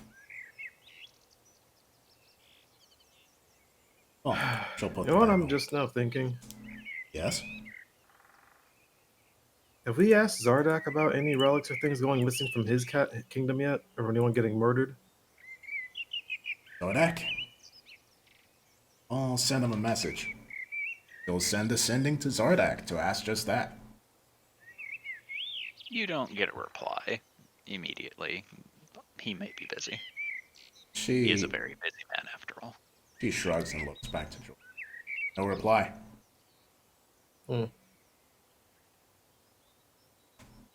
Must be busy. Anyway. I guess we'll just be resting here today.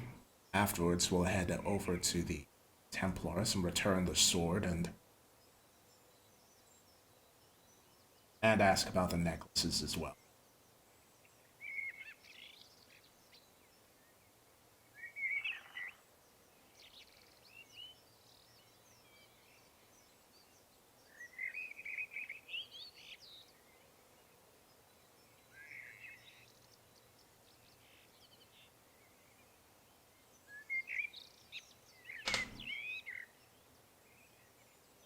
Hello? I'm sorry, I'm giggling at you asking a necromancer why you wouldn't like the Book of Exalted Deeds. I mean, Adel may be smart, but she does forget things at times. You know what blows my fucking mind? Yeah? In Pathfinder, at the very least, I don't know about 5th edition D&D. Healing spells are considered necromancy. I mean, like, I get it, but I know, right? Feels wrong. I know, right? So this is an argument that I have had with one of my personal friends numerous times. Resurrection spells are necromancy, not necessarily healing. Everyone, okay, yeah, fair. Everyone considers healing spells necromancy, despite the fact that they are not and never have been. Yeah, shouldn't they be like I transmutation or something? I can still think of like a logic to why someone would say like it's necromancy. Like they would be wrong, but I would get it. But they're evocation. You're calling upon healing energy, which makes them evocation. Yeah. It's just weird because you're reviving the dead, but you're also reviving the dead, which is necromancy. Yeah. But see, there's a difference. You're not reviving the dead whenever you're healing someone. I mean like for spells like resurrection and shit. Well, are you? Because like, isn't injuries just like dead body parts, kind of? No, because the target you are healing is still actively alive. If it, necromancy is magic that involves the dead, whether it be animating it or bringing them back to life. However, healing magic just invokes healing properties. Think of it more like you're naturally making the body heal via a magic infusion, and so on and so forth. It is not necromancy because you don't deal with anything that involves the dead whenever you're healing someone, because they're still alive. It's also the reason healing magic doesn't work on undead or constructs, because they are not alive. Doesn't it do the opposite and hurts them? That's DM's discretion. Normally, no. It just has no effect. It depends on my mood. It's really if you subscribe to the whole positive and negative energy thing. Hmm. Interesting. Well, uh, This is something I am very passionate about, so it is something that if I go on a tangent on, I will stay on the tangent. I mean, necromancy is sort of your thing.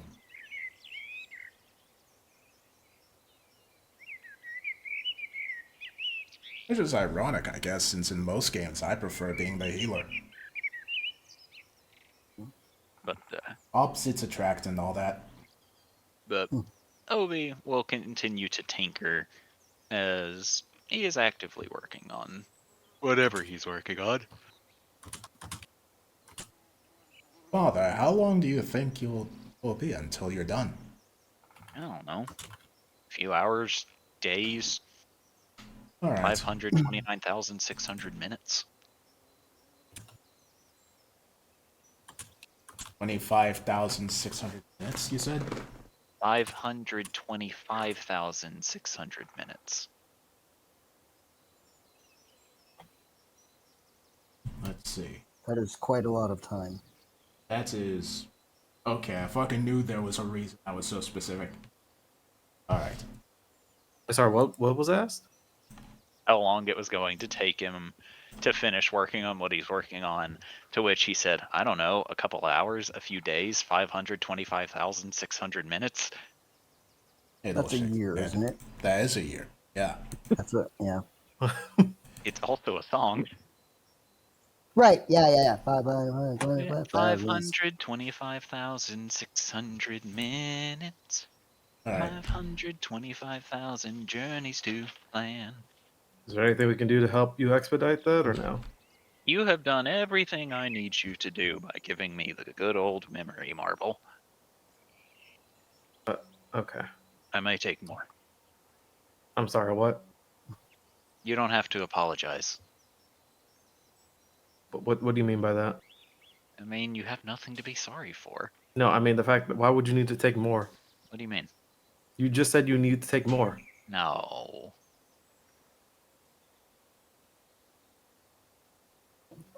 Okay. That is so cute, Matt. Yeah, I know, right? I felt like it had to be said though. Jordan, acknowledge this cute thing Matt typed about us. Now you did enough for me. Wow! See, we have to balance each other out. You have to acknowledge it, and I have to blatantly ignore it. See, Bro. see, you're doing it again. It's such a meanie.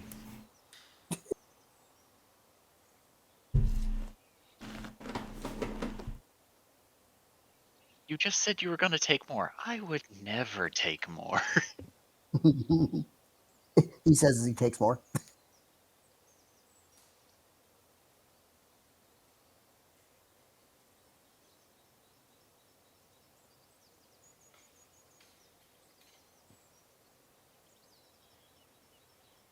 Why are Bunny Man and Emotionless Man going off into the corner conspicuously? No. Otto was going off that way, so Hubert followed. Oh, I was just gonna go, kind of just sit down and look at the swamp.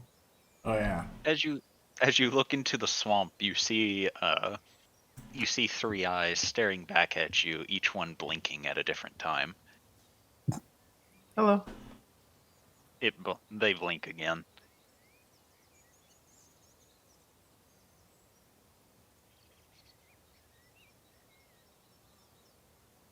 Otto will then take out a ration and set it on the ocean or on the swamp. Ocean. Oh boy. A very large frog hemoth will come out, taking it very greedily and eating happily.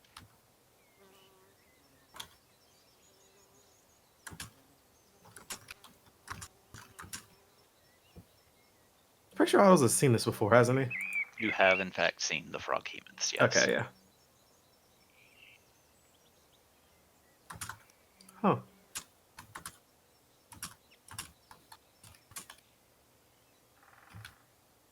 Once it gets something, he'll just go back to looking down. Are you okay, Otto? Huh? Yeah, I'm fine. Are you sure? And eventually the froghemoth will go back into the bog. Going to attempt to lie and just keep saying, yeah, I'm fine. Roll deception.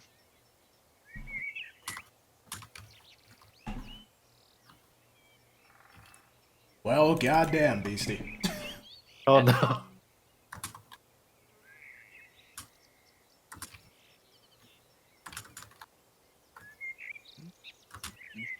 Beetle thinks Otto is happy as a kite. Oh, that's Beastie. Adel's chilling. Nice one, Hubert.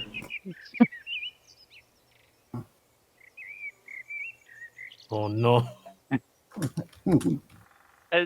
As you say this, Otto, you look up at Hubert. He's looking down at you, and you can tell that he knows. He knows you're lying to him. He then reaches out, gently pats you on the head, and says, "We can talk about it when you're ready." But he does not let you know that he knows you are lying to him. Okay. But we will talk about it. He makes it very clear that it is not a situation of you can avoid it forever.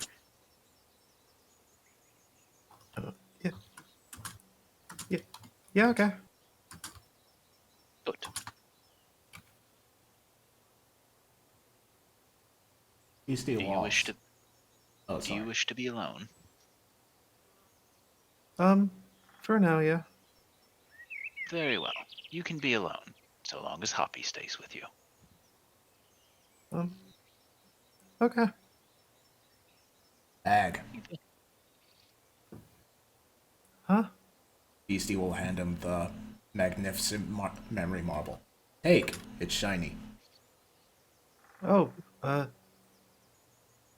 okay. What is it? It's a marble. This is a pretty big marble. Yes. Okay. Shiny Otto make... then, Sorry, you go. Otto then take the memory, the marble, and just look at it. Beastie will pat that you on the head. Shiny things make me happy. Me hope it make you happy too.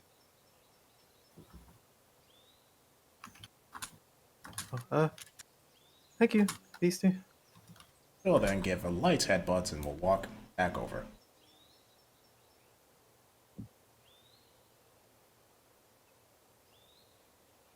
Otto, do you look at Hoppy? Probably look over at him every now and again. Hoppy is standing, his arms crossed, staring down at you, and occasionally his foot will will rise up slightly and hit the ground. As you are a rabbit, you are familiar with this behavior. It is called thumping. It occurs when a rabbit is frustrated or upset. Why are you upset? Hoppy will then point at you before reaching into your bag and pulls out a bottle and then points to it. As you have not allowed him to speak yet, this is the best he can do is sign language. Can Otto try to interpret this? To your best understanding, he's upset that you keep trying to bottle up your emotions. Like I said, I'm fine. I just need to. He will point his finger at your nose. He's calling you out on your lies. Listen, it's a lot to take in, okay? I've never died before, okay? I just need time to figure it out. At this, Hoppy will then motion towards the group, showing that there are plenty of people for you to talk to, rather than dealing with it by yourself. None of them are all that smart. Hoppy will just stare at you before pointing towards Elvie and then towards Hubert, who have on several occasions proven to somehow be the smartest in the party. Most of them aren't that smart.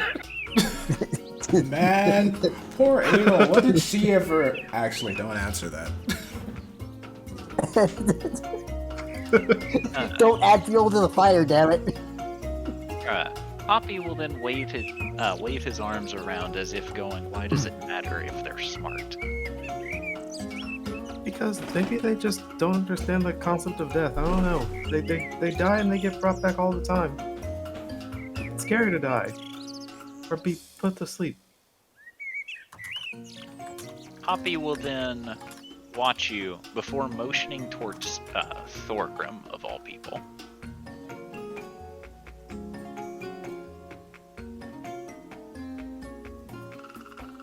I'm pretty sure he's the second dumbest outside of Beastie.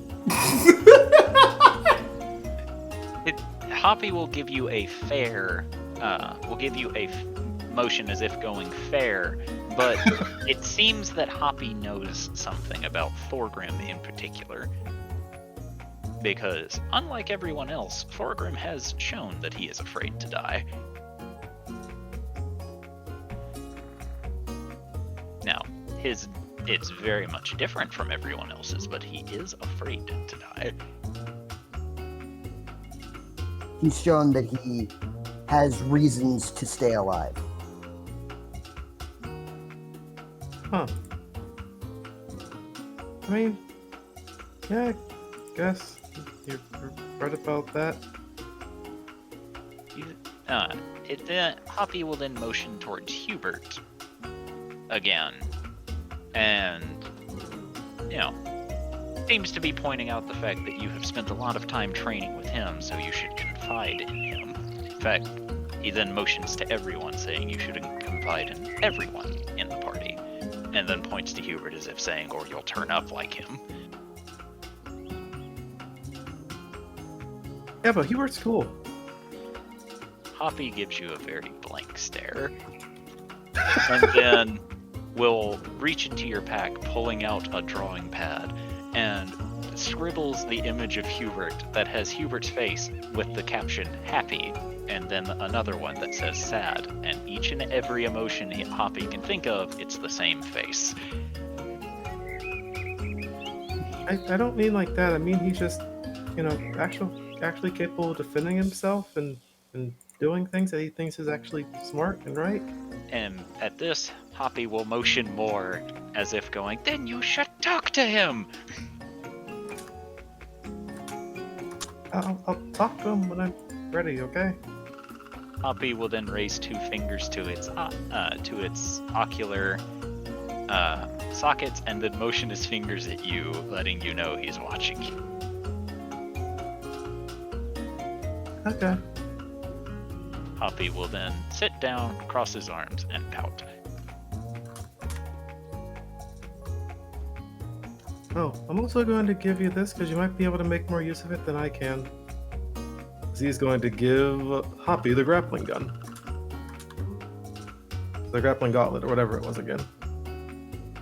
Hoppy will take it, open a chest cavity, and toss it in before going back to crossing his arms.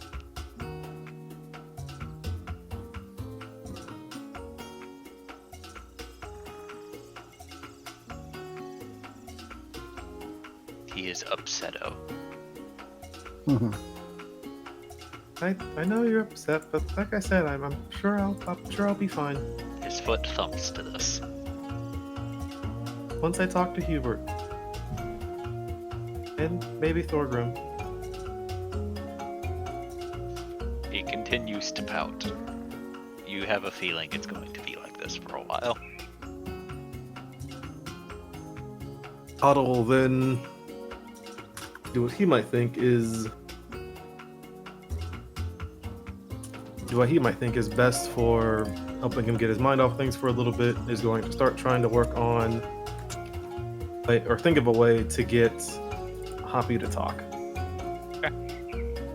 Roll an intelligence check.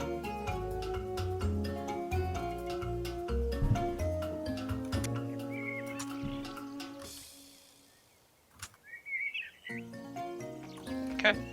So you begin working, and you're going to slowly figure it out, but you are making progress. Oh, okay.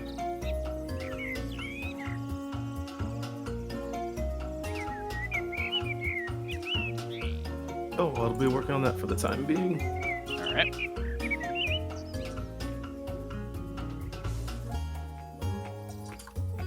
What's everyone else doing?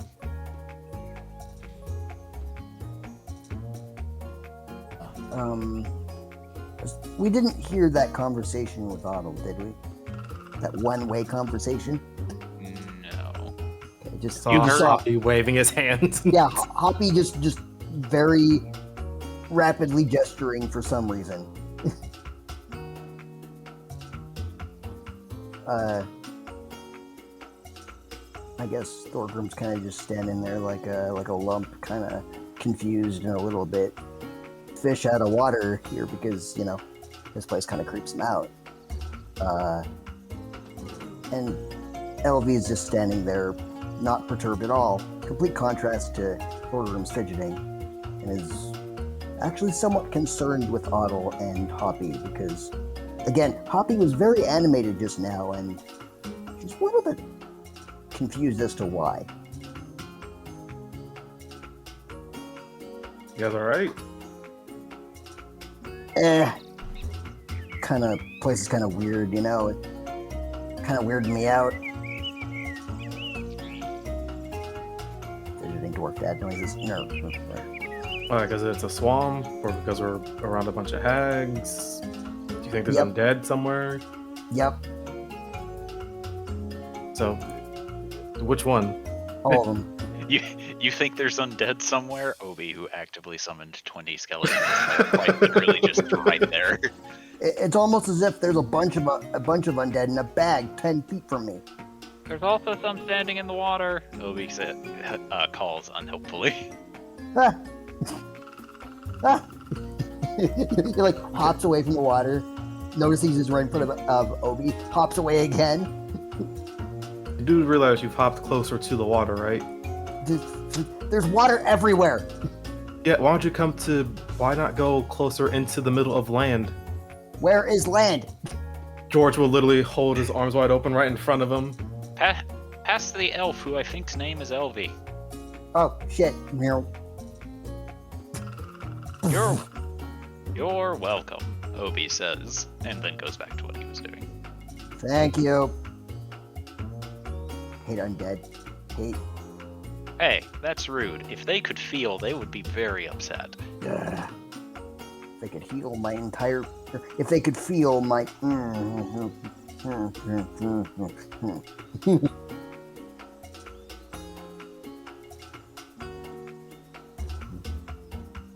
LV is going to kind of just paying Thorgrim's jittering and craziness no mind. Walk over to George and just sort of look at him. What? Tell me something. Something. Haha, very funny.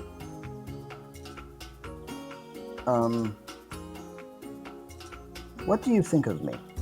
What is your opinion?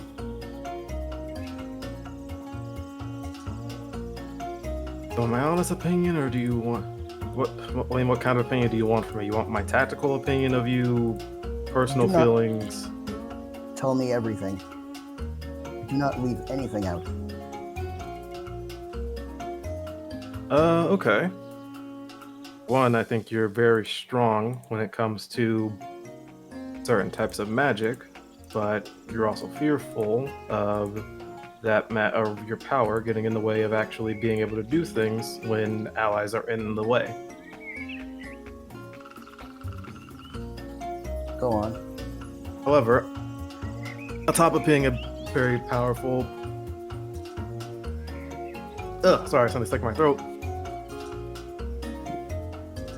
Need some water? Nah, I'm good. Alright, cool. On top of you being a very powerful mage, that comes with the gigantic flaw of not being very capable when someone like myself, Hubert, Thorgrim, or Beastie gets right in front of you. So, in my tactical opinion, I think you're much more suited to such a, I don't want to put it this way, but a support role. That is typically my role, yes.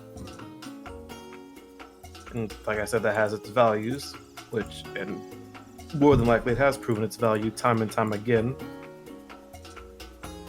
But I feel like there's a lot more that you could be doing as well. Such as?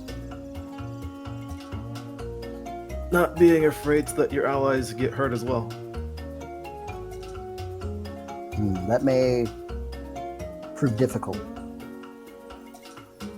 Well, it is difficult, but at the end of the day, we are putting our lives at stake here almost every day.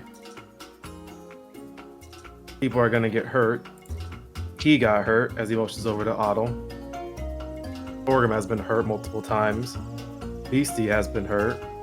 Those two have been hurt. I'm pretty sure if we ask Obi, he's probably been hurt a lot too. Fine hurt. Injured. Oh, injured? Yeah.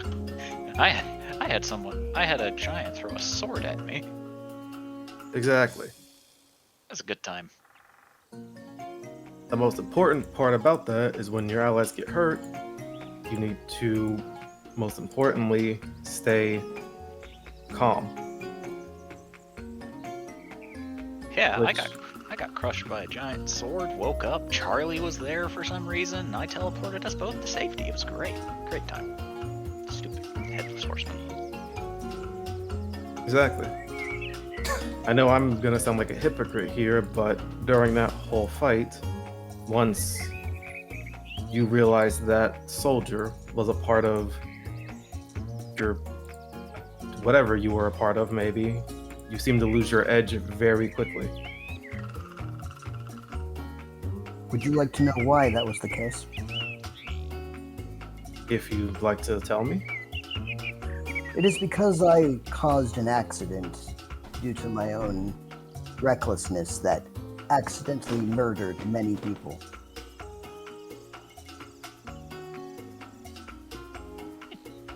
It happens. Yep. Did Obi actually say that? Yes. Obi will, like, whip her head around to look at Obi, and, like, visible shock on her face. Obi will continue to tinker and said, I have been the responsibility for several accidental deaths in my lifetime. And your response to that is, it happens? You gotta understand that sometimes there are things in life that are just against your, or what's I'm looking for here, out of your power. Also, when you have lived as long as I have, it begins to weigh on you. I don't view it the same way that I used to when I was younger. I mean, you're what, 500, 600 ballpark? Slightly over 400, actually. Well, I'm much older than you. I've been around longer than you. I've seen more things than you. And to me, I've been desensitized. It's not that I don't care. It's just, to me, it happens. Now, if you feel differently, that's fine. But it's one of those things that accidents do happen. You can't prevent all of them. The best you can do is prepare for them. Preparing for them is, well, the only thing, since it's the only thing you can do, you just need to have plans ready for when things actually go wrong, as opposed to trying to prevent things from going wrong. My rebuttal to you is this. First of all, I had once thought myself desensitized like you, but clearly that was not the case. Secondly, what would you say if said problem was not only something you could have prevented, but something of your own doing due to your own stupid decisions? He just looks at you, and there's a look in his eyes that shows you that he has very much been in that position. And he says, once again, it happens. Now, is it a good thing it happens? No, of course not. If it was preventable, it is sad to look back on it. But the thing about the past is you can either live in the past and be miserable, or you can learn from the past and know that you won't make the same mistake again. George will then point at OB and just Say bingo. Because living in the past makes you walk around analytical, emotionless, and thinking you're preventing it from happening, whereas learning from the past makes you like me. More happy-go-lucky, not existing in the past, not being depressed all the time. I still have my moments. But more importantly, trying to go every day, day to day, with a playful but controlled mischief to myself. Does that involve the undead in your bag of holding, or no? The undead in my bag of holding are more of a get out of jail free card. In a situation where I have to get people off of my back, it's good to throw it out, and suddenly there's, say, 20 skeletons people have to deal with. It allows me to provide a distraction for people who may need an escape, like you guys in that situation, or to hold off the guards. So it is a contingency. Correct. It is a plan to ensure that bad things don't happen again, he says, tapping his temple with a mage hand as his hands are currently busy working. It's also similar to how I have my scatter spell that can help get people like you and others into combat or out of situations. You have helped me many times with that spell, and I have not had the chance to say thank you, so thank you. I appreciate the thanks, but it's not needed. You're helping you guys and working with you guys, so it's kind of just something I gotta do. Well, I thank you nonetheless. My biggest issue with simply letting the past be the past and learning from it is there are clearly, as George has pointed out, people who have not done so and are apparently quite set on reminding me of my failures. Am I to simply ignore them? Yeah. Obi says very matter-of-factly. That's where I gotta disagree. That's fine. Everyone has their own opinion. But the issue is, if you are actively bettering yourself, you shouldn't let the opinion of others continue to make you believe that you're not bettering yourself. I mean, I agree with that part. I mean, with the fact of ignoring it. In my opinion, the best choice of action with that is dealing with it head on. For example, do you know the story about how I got exiled from Haven? I do not believe I do. I, being the son of an angel, started rallying followers behind me to try to ascend myself, not really to godhood, but to make them see me as also an angel. Essentially, for lack of better words, I started a cult. Was it your attempt at fitting into your society? It was my attempt at trying to make myself seem much bigger and tougher than I actually was. I see. I thought that rallying people behind me and starting a cause for things like that would then make me more powerful and could put me in a nice position to be able to take over Haven once my mother eventually retires or decides to move it on to me if she ever decided to. While I do believe that rallying those for a cause is a noble thing, rallying people behind you for that particular cause is a rather dangerous thing to do. Exactly. It was a mistake that I made, and if you asked me this about a few months ago before I started traveling with them, I would have never wanted to talk about it. I wouldn't have even wanted to have anyone say that I started a cult. But now, it's happened. It's in the past. I've learned from it. If anyone confronts me about it, I will be upfront and say, yes, I did that. Is there anything else you want to talk about? When I said ignore it, I wasn't saying ignore the problem. I was saying ignore the people who keep bringing it up. I see. Because, honestly, who cares? You shouldn't care about you shouldn't care about the opinion of others that they have on you if they keep bringing up the past after you keep trying to change who you are. That's coincides with living in the past. If you keep letting people remind you of what you were, there may be a chance that you accidentally relapse into what you were. However, if you know that you've changed and are changing for the better, who cares what they say? Who cares what they bring up? That isn't you anymore. Right? LV is clearly very deep in thought.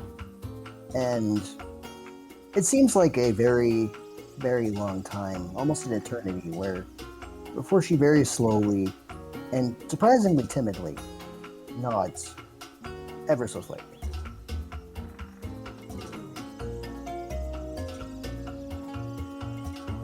I will work to better myself.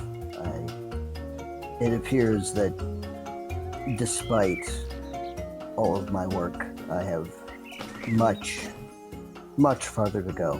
But then again, I suppose that's just life. Yep. You've got quite a long way to go, considering being an elf and all. I suppose so. I wonder how much longer I do have to live. Elvie, it now clicks to you that a human has just told you that he's lived longer than you. Cue Metal Gear Solid exclamation point. And he also looks like he is in his mid-20s. George? Explain. What'd you say? Explain. Explain what?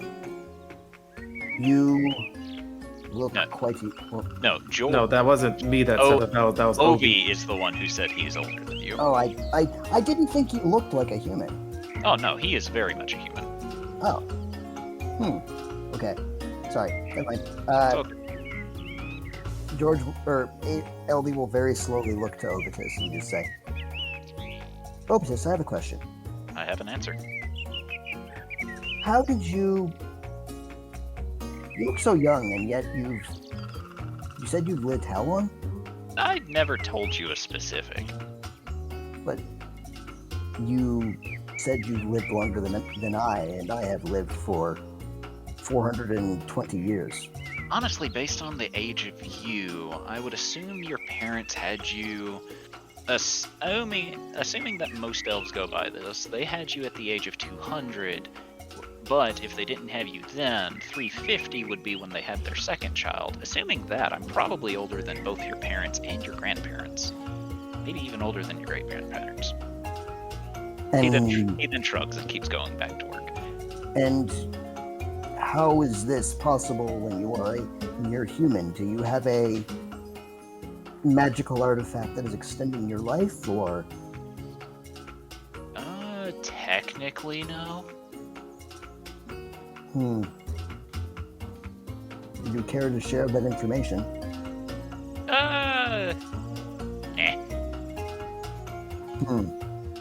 God, I don't know why I'm just not... I just come to a realization. What's that, George? I'm not regretting the fact that we went against that whole kingdom now. Oh, really? Yeah, after meeting that archdevil and figure out that he wheels and deals in souls.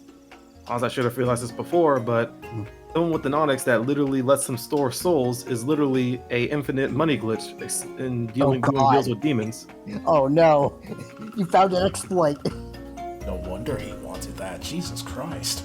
Oh fuck. Yeah, so I'm gonna do everything in my power to make sure no one can get that thing. That puts a pretty big target on your back, though. I mean, it's in Haven right now, so it puts a pretty big target at Haven, and oh, fuck me. Uh-oh. Puts a big target on your mom. I mean, I'm sure she has it in a nice, secure place, at least. We already have enough things on our plate that's causing us to be targeted, so I'd rather not add on more. No, that's no fun, Ovi says to this.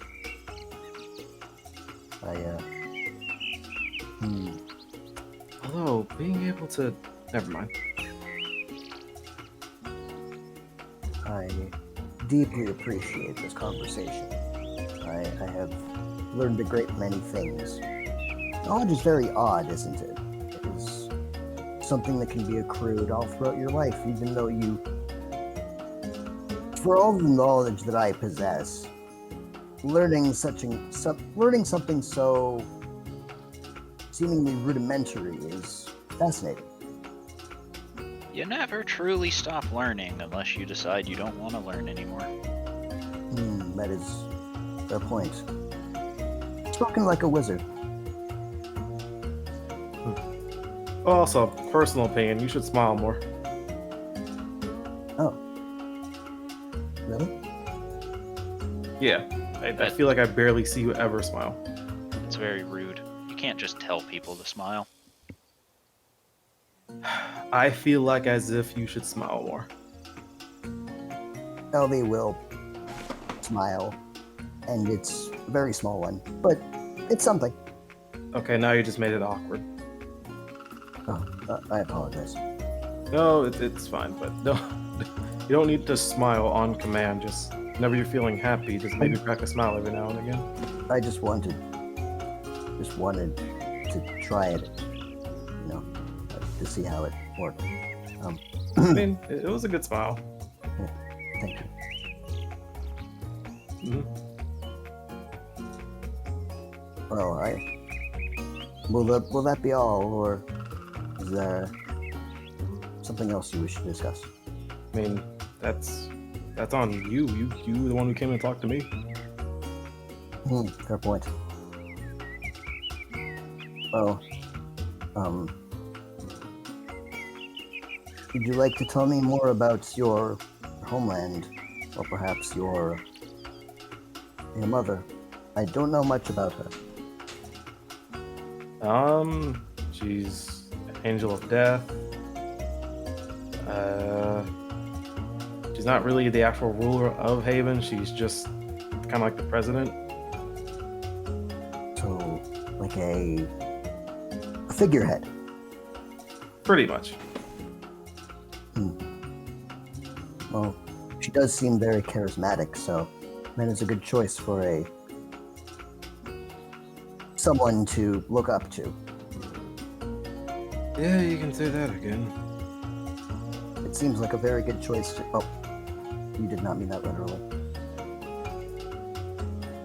What do you mean? I was simply going to repeat what I just said. Oh, no, you don't need to actually say it again. It's a figure of speech. I understood. I just... Anyway, I certainly would be very proud if that was my mother. She seems very good at rallying the people of Haven to, well, I guess in our most recent case, help her son by sending an angel of death to aid. I mean, I suppose so, but at the same time, it's not really... I don't know exactly how... as much as I appreciate her for sending the angel there to help, not exactly... Oh my god, you just reminded... Obi, do you know what happened to the angel before you guys left? Yeah, he waited for the king to be apprehended. Looked like he was very tempted to kill people, and then eventually flew off. Okay.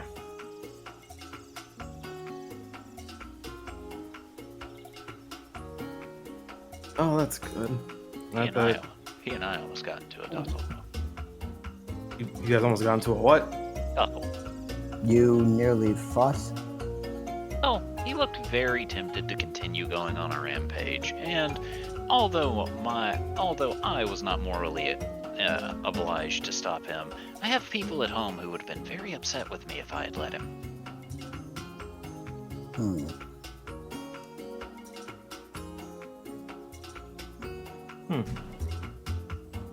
Oh, I'm glad that he did. I probably would have To be honest, I was one sentence away from pretty much having their king killed, so I'm glad I didn't do that. I mean, I don't care if he killed the king. I just couldn't let him kill the soldiers. They were just doing their job. And once again, it wasn't even my morals that would have made me do it. Is it a promise you made with one of your allies? I have a husband who would be very upset with me if I let people die. Ah.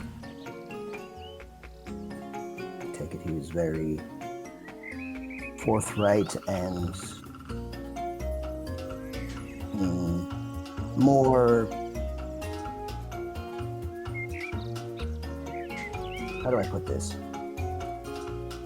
Lawfully aligned? He is not a morally ambiguous bastard. Obi says, pointing to you.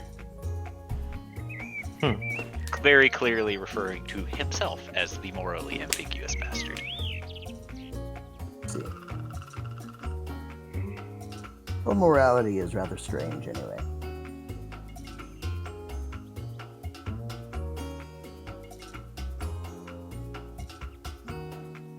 Guessing the morality of someone who can raise the dead is relatively strange. Well, everyone has their quirks, I suppose.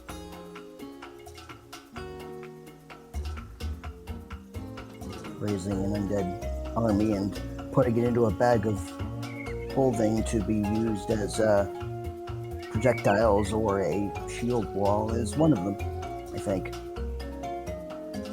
Man, that is very creative. I need to try something like that. Yes. It is a rather unique form of contingency.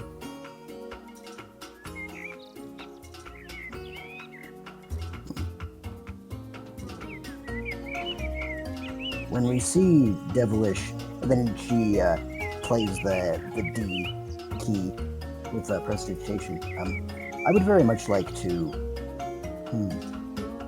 I wonder if he has a scroll of contingency I could use. A scroll of contingency?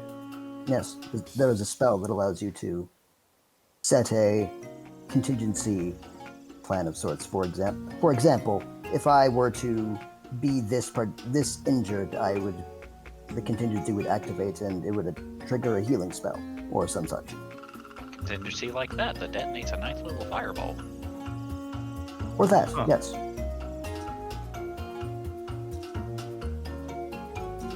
What contingency did you set for that? If I die. Or if I get too close to death. Then of course the fireball kills me, but whatever. Whatever. Yeah. Do you have a method of self-resurrection? Yeah, kinda. I come back from the dead. But how? Complicated reasons. You are a very strange man. Yes, I get told that a lot.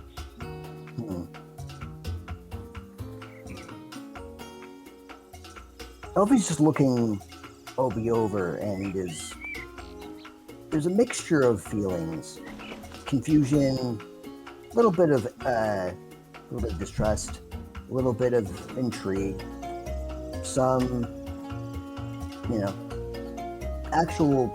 little bit of what's the word? She's kind of impressed, just a lot of things.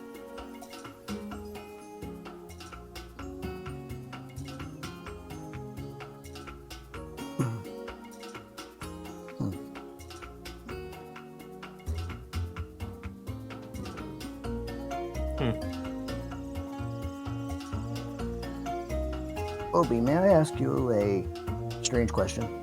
You can ask me as many strange questions as you want, so long as you're okay with a lot of strange answers. Okay. Let's see you give me a strange answer to this question. Okay. Are you able to perhaps give me some magical pointers? Yeah, you see, you cast Mage Hand. Mage Hand appears. You curl all your fingers except the pointer finger. Voila, magical pointer.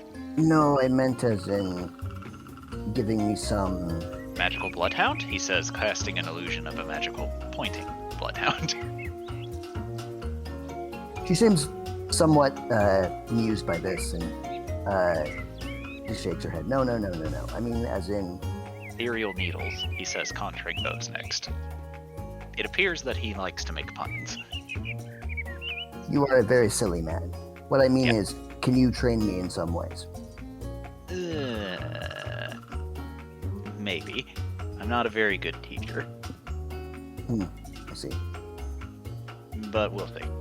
It was merely a question. I didn't expect much to come of it. I just wanted to know if you were interested in training, or at least giving some knowledge to someone like me. Yeah, like I said, I'll see what I can do. Very well. It's not a no, but it's a maybe. Excellent. That is more than I can ask for. And Elby will nod and will walk off to overthink.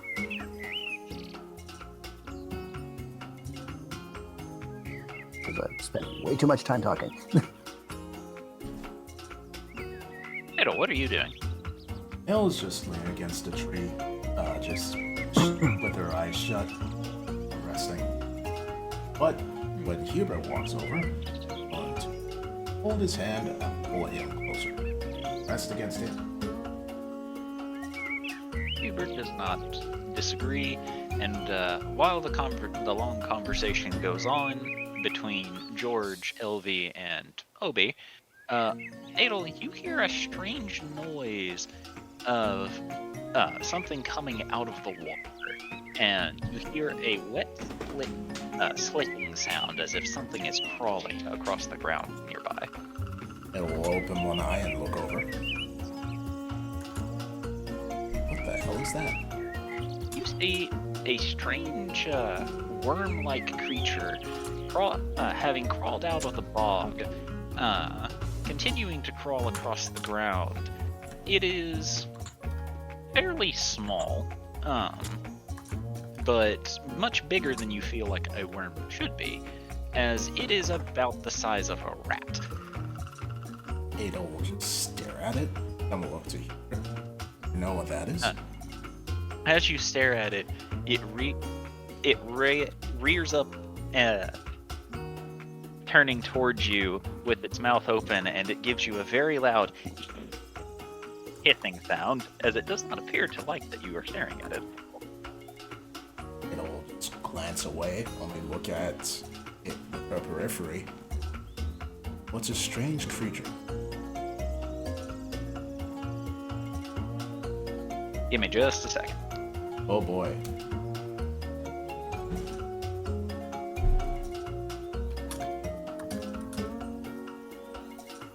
So Hubert, ever see anything like it before? I have not. He says, as a hag comes over with a broom and starts smacking at the creature. Riddle frowns. Why are you doing that? This pest needs to go before it starts eating all of our inventory. Please be gentle. Why? It's just a creature that's doing it what its instincts tell it to. As you say this, you watch as said creature bites onto the broom and starts tugging at it, as the hag is now cursing towards it. Hubert, please gently put it back in the water. Hubert will move towards it, reaching down, and you watch as it latches onto Hubert angrily. It doesn't hurt, does it? Of course it hurt. It bit me. Oh. Can you get it off? Hubert will walk over, pry the creature off of himself before tossing it back into the water. Ada will look to see where it bit. He has a bite mark on his wrist. You should heal yourself, Hubert. I'm fine. Right. By the way, I And- did have... Oh. She pauses what she was about to say and looks at the worm. It has wriggled back onto land.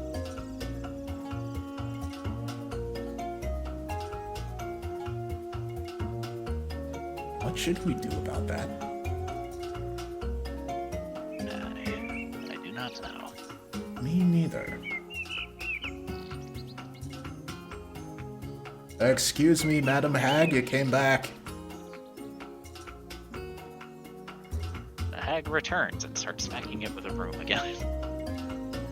Oh, I guess she knows what she's doing. Anyway, And George is gonna say, can you not just kill it? you don't have to. Unfortunately, they're resilient bastards. Huh. Okay. Here, you try. Okay. George will then take a step back and will Eldritch Blast it 3 times. Okay.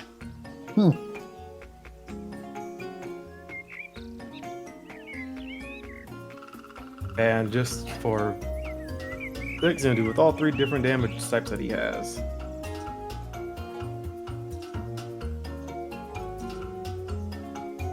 Which I think is lightning... Is it lightning and fire?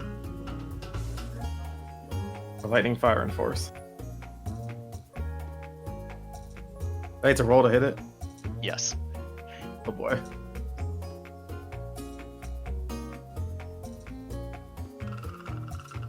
Oh Jesus God. Christ. Alright, roll damage. Alright. That one is 15 plus 2.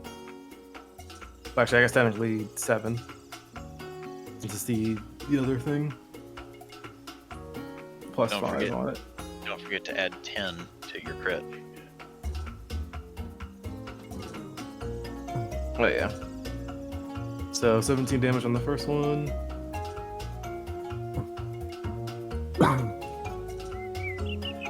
9 damage on the second. And 12 damage on the third. Alright. So you raise your hand, you tilt your hands backwards, 3 motes of energy forming over your head before you fire them towards the creature. And you see soil and wet moss fly through the air, causing a small crater. And as the smoke settles, you hear a loud hiss as the creature crawls out of the crater to try to bite you. Oh god! As it bites you for 5 points of damage and is now latched firmly to you. George is then gonna just take out one of his... Summon one of the... Or I guess summon out his twin soul. One of the twin... He's gonna summon out twin blades and just try to stab at it. Okay, roll the hit. Don't miss.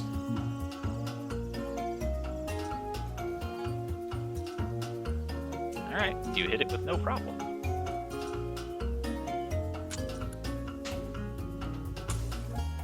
Alright.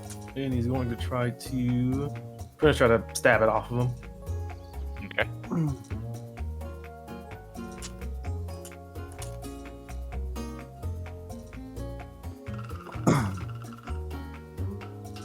Alright, you stab at it, and you actually see your weapon meet it before bouncing off of its hide. You very clearly dealt damage, but not as much as you think, as you hear a very loud growl. Roll a Constitution saving throw. Alright. After you stabbed it, it seems to have angered it, as it now attempting to burrow into your leg. Oh God. Oh god. How do I stop that? You tell me how you're going to stop it, and I will tell you what you need to roll.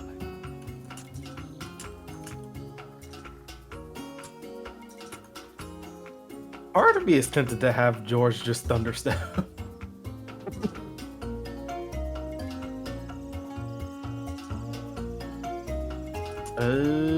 Huh.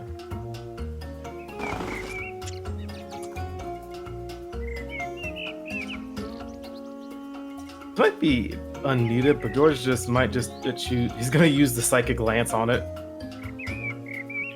Oh my god. Okay. We're going 0 to 60 really fast here. 0 He to does not like 100. things trying to literally burrow into him.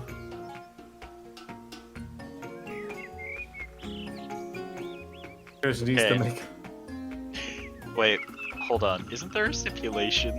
Like, it has to have a certain intelligence? No. Are you Just needs to sure? make a saving throw.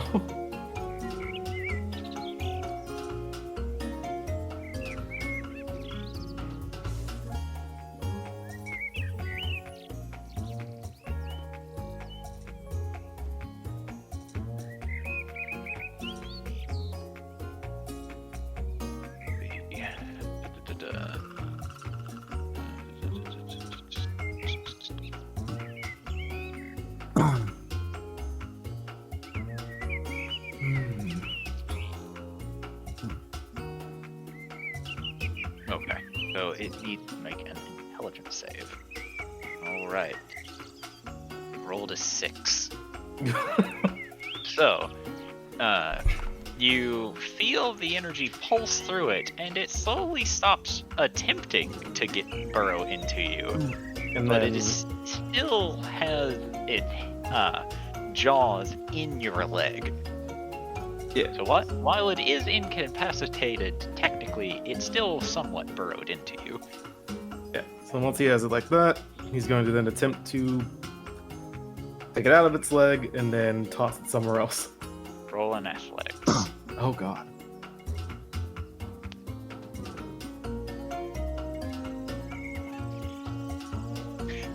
You start pulling on it, and you find you cannot remove it.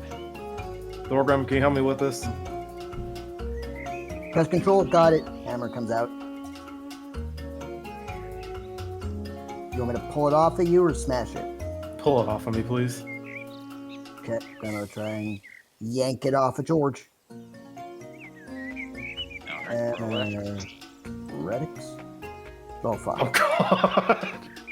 Oops, my hand slipped.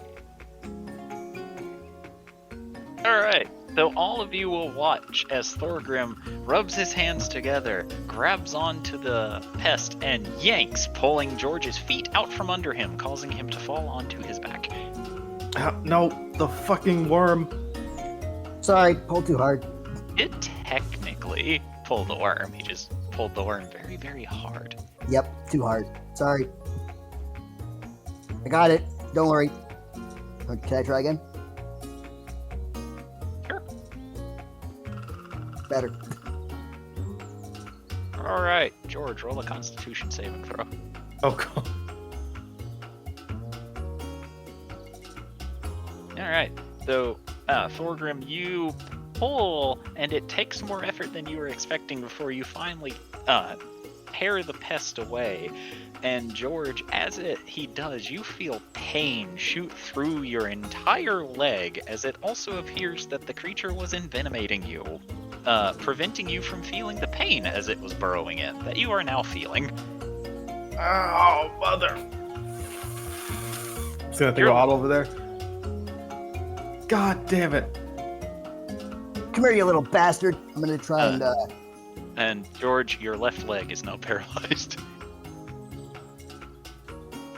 Oh. I can't move my leg. He still walked over. Not to worry, Prince. Me know the answer to this. You have to pee on it. No, do not. But If it you help. pee on me, there will. Nope. If you do that, there will be a dead goblin in this fucking camp. I got it. Don't worry. Just a second. I'm gonna football kick this thing as far as I can. Wait, Roll no. athletics. Oh, too late. Athletics.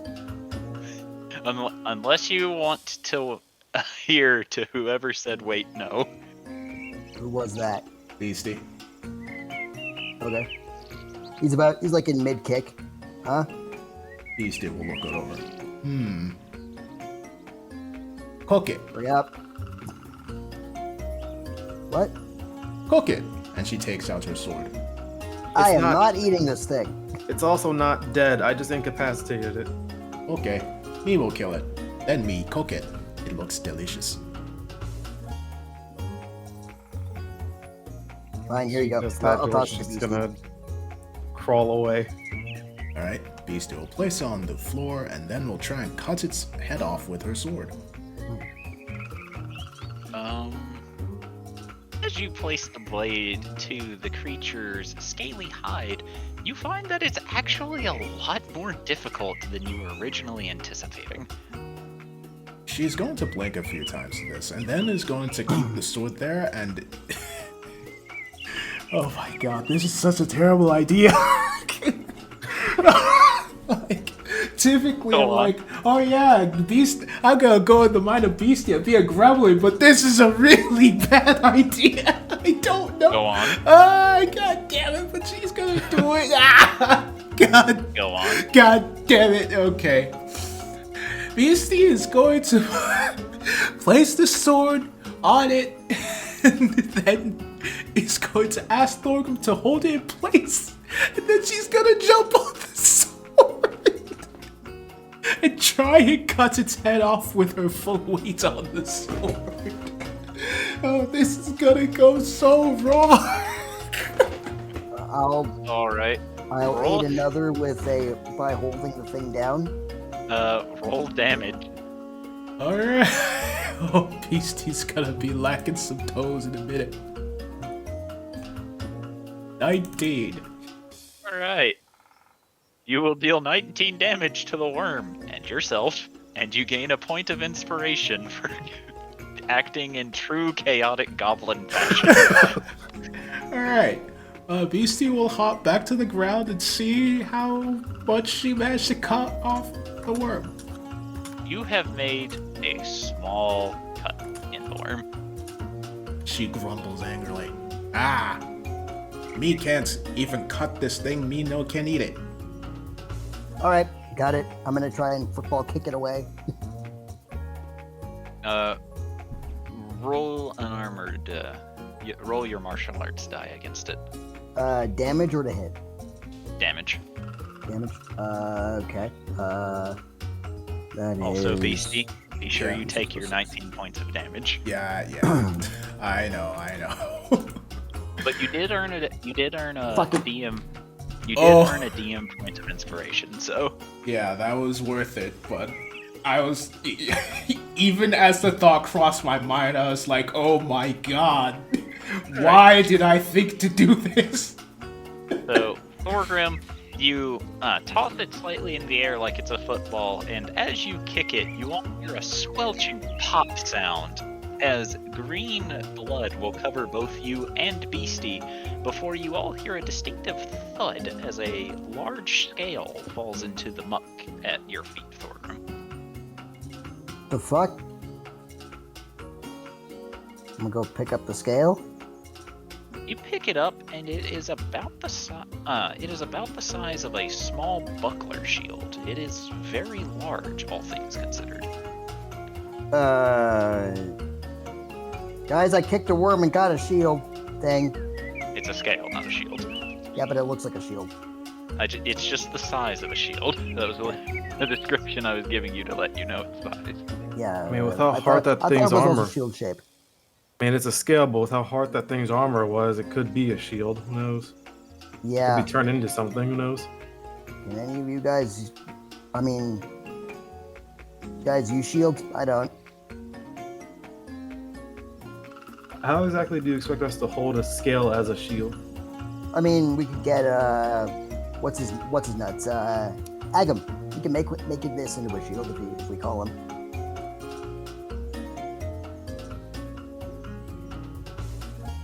I mean, maybe. I'm gonna bring it over to Adel. Adel is going to cast Greater Restoration on your leg because she's been watching this whole thing. Yeah, George literally had to huddle over to... Actually, sorry, Lesser Restoration, since that cures paralysis. Then is going to try and summon Agam. As you attempt to summon Agam, it does not appear to work as you're not sure why. You don't think Agam's in any sort of danger. It may be his day off. Oh, Come back later. I didn't know Agam had days off. You never asked. This motherfucker. What do you mean never asked? You're supposed to say you're having a day off. You don't. Okay. Well, sure. She shrugs. I think he's on his day off. Elementals have days off? Apparently. He's still technically a person. I mean, yeah, fair, but like, have you ever seen an elemental take a vacation? No. No. Yeah, it's weird.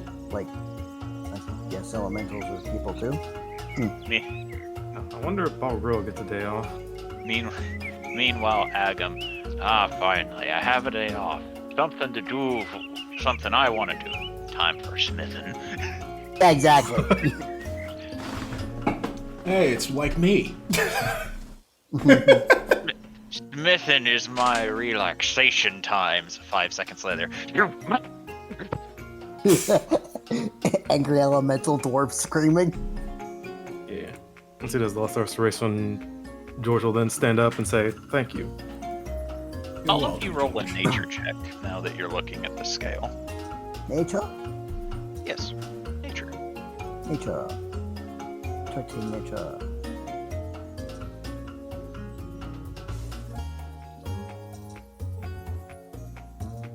But can auto roll or no? Yeah, I mean, if Otto decided to come see what the hubbub was about and it sees the scale, but if he's going to stay where he is, no. Nice probably- one, Beastie. Probably glance over after hearing all the commotion and everything. If Otto goes and sees what the hubbub is about, sure. If he doesn't, then no. Alright, he'll head over. Not happy about it. George, how much HP are you missing currently? That's auto and about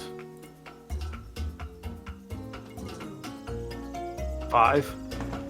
Okay. LV will come up behind you and just rest a hand on your shoulder and cast a Cure Wounds on you. Still level 1.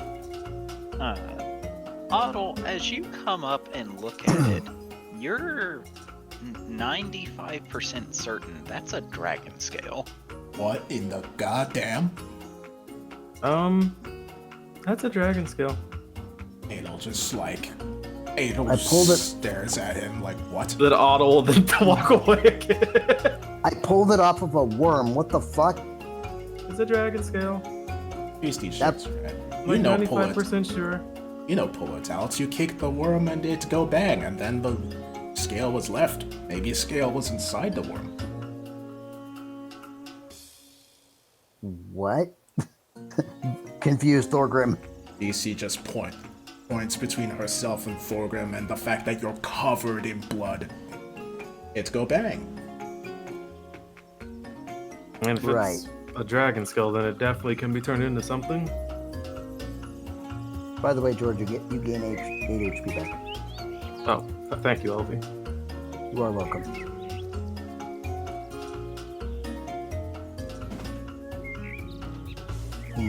Perhaps we can convene with Agam when he returns from his break.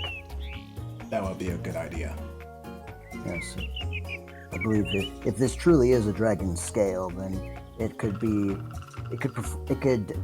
made into something that is most resilient.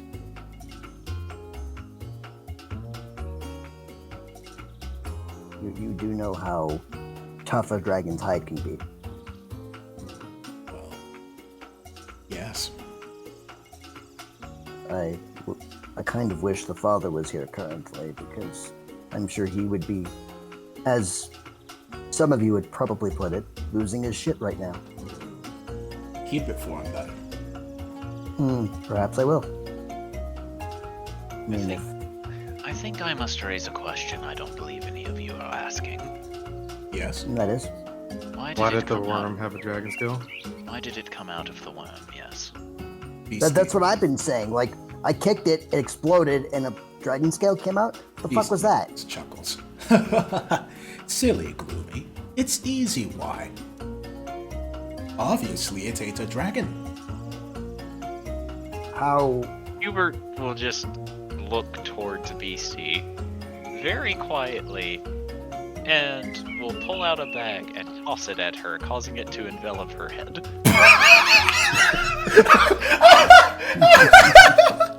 She'll yell and start trying to take it off. And George? Oh, sorry. In your panic, you fall to the ground as the strange creature that is now attacking you does not appear to be coming off very easily. She is going to yell angrily and flail and try and get George it will off. George will then just go ahead and pull off the bag. She gasps and quickly kips up and pulls out her sword while looking around. Where is it? It's Behold. gone. It left. Oh, Behold, the mighty beastie 13 has slain the evil bag of devouring. she sheaths her sword and then just glares at Hubert. Throw me! Goblin. That was me. Why you do that? Look, there it goes. Ah, where? And she's gonna run off in a random direction. As soon as you...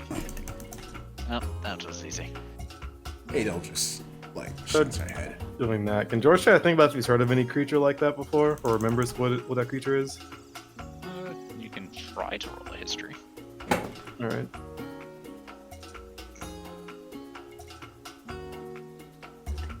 You unfortunately are not too terribly familiar with worms that appear to be made of dragon scales. The dragon worm. Worm dragon.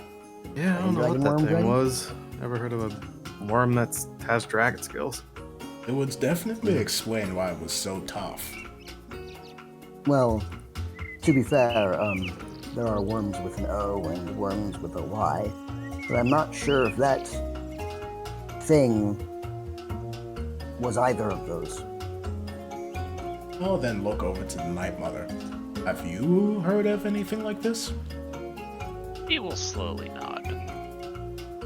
So, what was it exactly? She sits and thinks before, for the first time ever, she decides to speak. And her voice comes to you as if made of whispers and says, "That creature has..."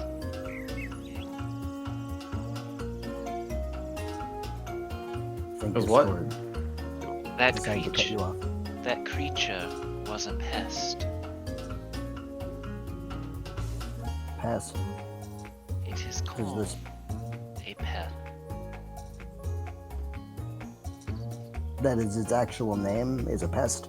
Correct. Can LV try and make a what the heck is a pest check? They are creatures. You don't have to because she's about to explain. Oh, okay.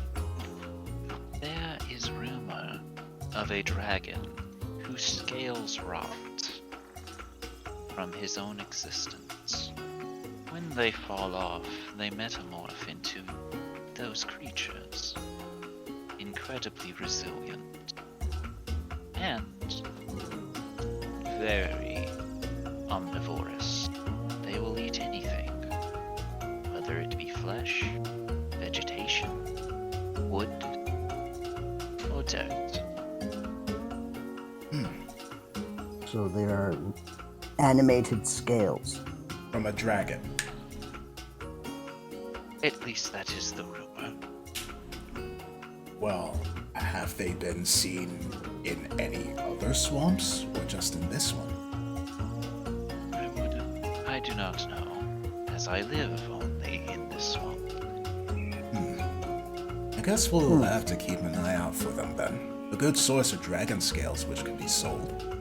And maybe So- we'll meet this rumored dragon along the way. A friendly reminder. Dragons are seen as fictitious. Scales of them will paint targets onto your back. What else is new? All that is true. We ran into a couple of dragons in the year that we spent here. I'm not entirely sure about them being fictitious anymore. As for putting a target on our back, like Thorgrim said, what else is new? We're kind of used to that. We have enough targets on our back currently that a entire archery range would be jealous.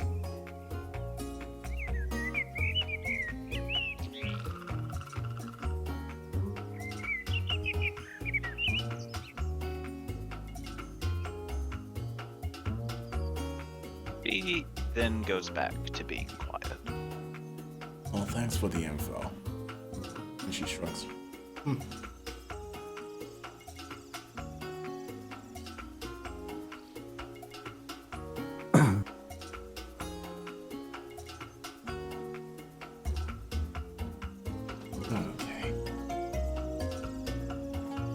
Oh, right, that reminds me.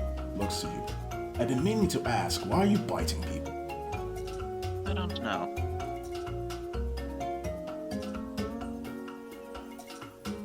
It is just something that has occurred and has cropped up.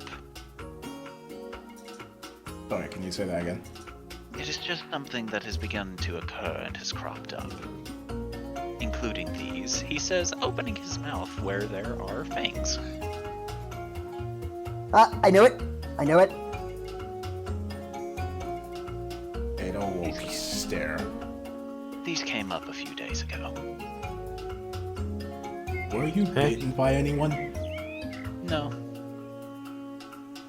Then what in the seventh... Father! Eh? She points at Hubert. He's suddenly become a vampire. He's not a vampire. He's standing in daylight. And what the... half vampire? No, he's not a Daphmir either. What happened to him? Why does he have teeth and is biting people? I don't know. Isn't he half demon? I mean, couldn't it be something that goes along with his, Wait, did this happen when they were sparring and he decided to rage for the first time? Yes. Actually, no. No, because he didn't have his subclass then, so. Oh, No. okay. But isn't he a half demon? Well, not half, but he does have some demon in him. Are you sure he's not half? He looks to Hubert. Hubert shrugs. He does not know what he is. No, I remember now. I think the librarian mentioned that's why why Azazel said the holy water might affect you. You are half, but was a dormant half. Well, clearly the dormant half isn't so dormant anymore. But what kind of demon sucks blood?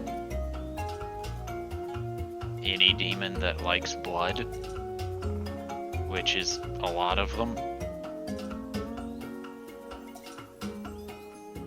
He looks up, back to Hubert. Hubert shrugs.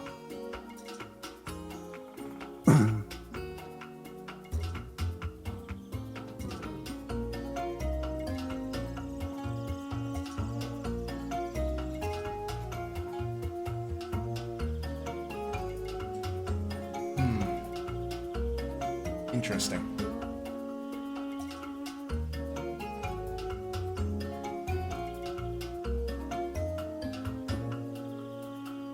Oh, then looks very, very deep in thought.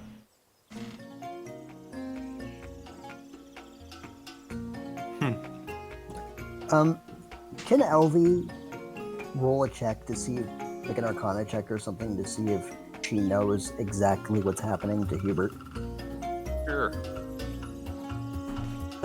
Would it be Arcana or something else? This would technically be nature, as it involves biology. Okay. You don't know. He's definitely not a vampire, though. No, that would... Yeah, I do not believe there are any form of vampires that walk in the daylight. Oh my god. As you say this, Obi just raises his hand and goes, "Yo." You have the floor. Oh, wait. No, I am a former vampire. Were you able to walk in the light? mean, I could walk in the light and it hurt like a son of a bitch, but now I am not a vampire, kinda, and I can. Huh.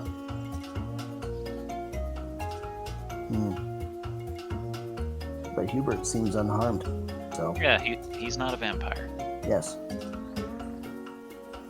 As George is kind of thinking about this, does he come to any epiphanies?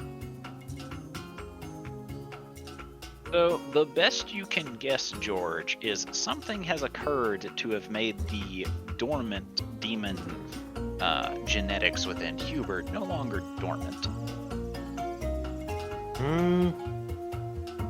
And something happened that definitely woken that up, I guess. Be my best guess. Ada, when was the last time you actually got extremely hurt? There is no reply. She's still very deep in thought.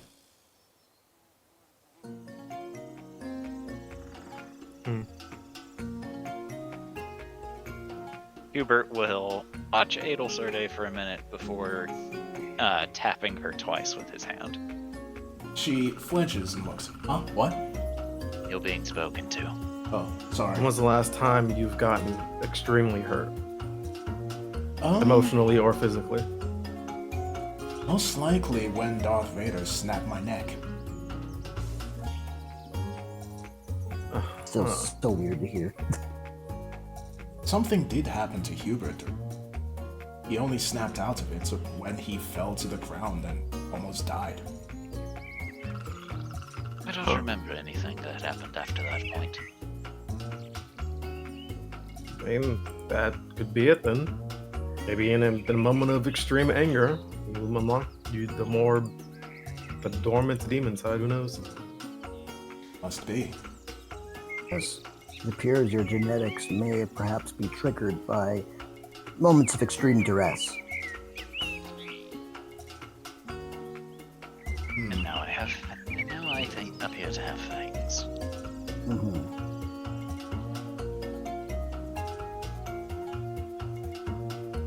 Is it simply just a pair of sharp teeth, or are you able to do something special when you bite someone, or...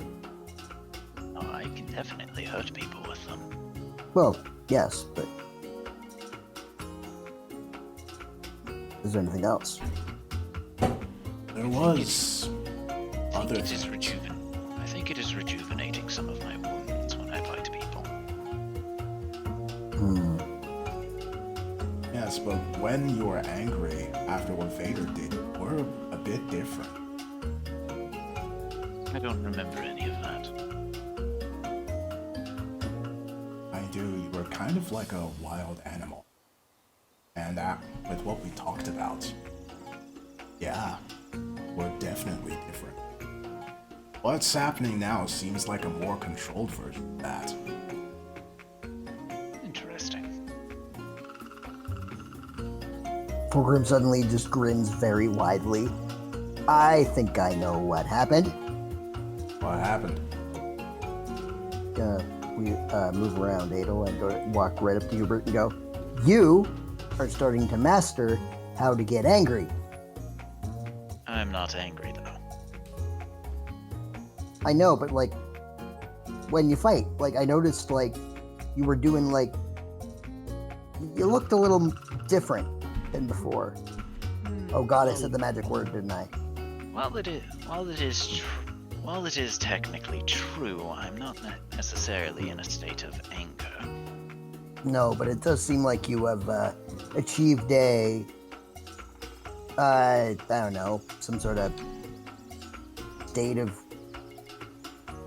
extreme focus, I guess. Like you're really like, I'm gonna kill this guy, and your mind kind of just zeroes in on that and only that. Definitely focused on the ways that I could be killing the person. I can agree to that. Yeah, but like now even more so. It's kind of scary.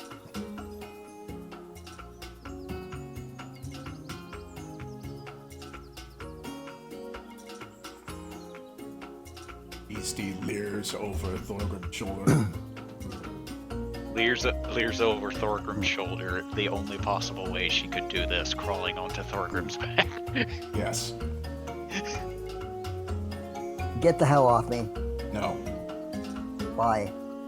because he like us. Yeah, I know. Well, not like us, but kinda the same-ish. Well, me no get angry when me get special. Me just do activate tattoos. Yeah. And you know what I You- call that?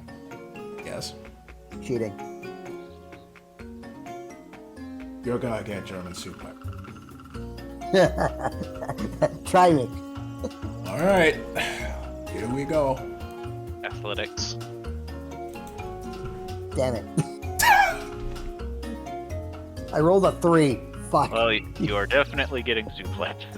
All right. Fucking- So after suplexing, Beastie will just step over him and look up at Hubert and say, "Nice to see you getting stronger."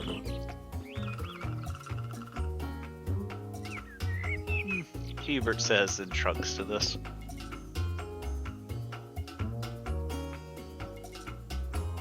But when we gon' fight again? When you fight me in dungeon, me was hurt. Not fair. Unfortunately, you have to wait a little longer before we can fight again. Why? Because you lost. She Clearly narrows her eyes. Clearly, the victor gets to decide the next fight. She angrily kicks a rock. Damn it. Orgrim gets up and immediately body checks Beastie.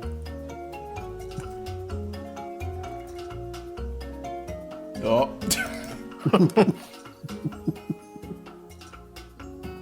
How do you body check her? Like kips up and then just like bum rush, like shoulder charge. Oh. Alright. Beastie, you get hit from the side, flop to the ground. It's like that gif of that dude like talking nonsense and then he gets run over, like hit in the side with a shopping cart. Yeah, pretty much. Imagine it's more like fucking Beastie trying to go up and talk to Hubert, and while talking, it just gets Keith Lee fucking pounced. Just pounced into the ground. Just gets like launched like 10 feet into the water. Beastie will stand and like just, you know, no, that's Adel's thing. She's still just going to click her neck. It's like, okay, dwarf.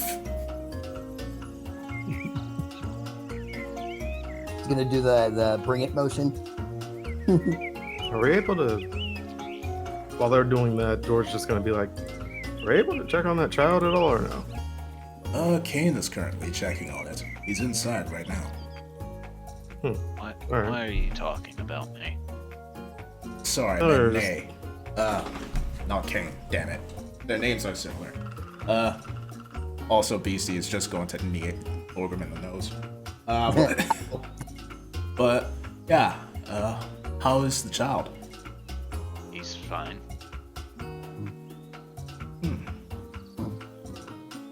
That's good. He's Yes. good. He's been taken care of fairly well. Seems Okay. a little wary of strangers, but other than that, he's in perfect physical condition. That's good. Well, thank you for looking him over, Dr. Nay. The offer still stands if you help with searching for Hagen. I don't know if I need help yet, but I would prefer to do it alone. Your choice. Well, I mean, do you still want to? I know you put a pin in it now, but I think motions over to Obi. Oh, right. Thank you, George. You see Nay look at Obi, and he watches Obi for a really long time before eventually saying, "I think I'll pass." What's wrong with Obitus? Nothing. Then let's just ask him. He should know about Hagen. I'd rather not. Tell Okay. me all you know. Tell all you need to know. Let's see if Beastie figured it out too. How are you feeling? Vibe check. He seems wary of Obi for some reason, but you don't really know why. Well, I mean, I can think of several reasons. Obitus has fought Aiken before. In fact, I think he was part of the group that defeated her twice, according to the legends. I'm not sure. I'm aware. How do you know? Don't worry about it. It's not important. I think it might be a bit important, eh? I say while rolling persuasion. Fuck. God damn it. It has not been doing me any favors today.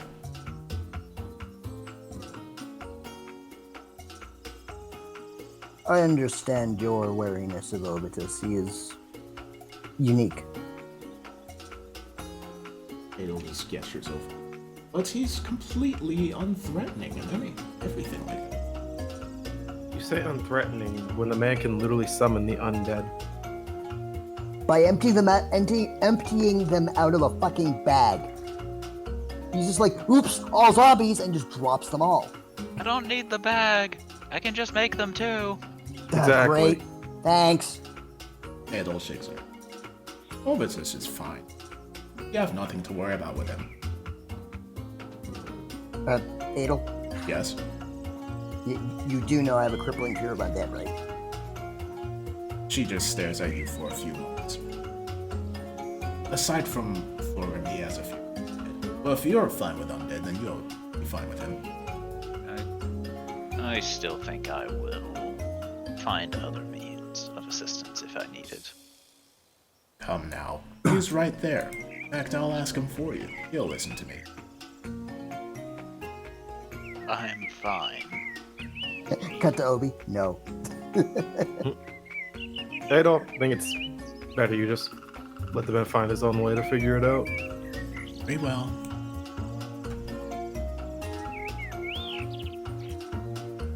He then sighs before rummaging in his pack and brandishes a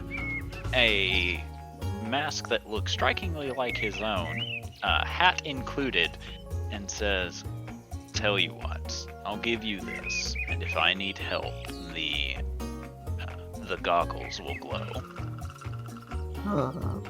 Thorgrim looks at the mask and hat, and then looks at Adel, and he's just like, accept that? Very well. He'll take it, and then hand it to Thorin. But no, I have my own. You accept it. Pushes it back. Very well. Thorgrim will take out his own mask and hat and just be like, haha!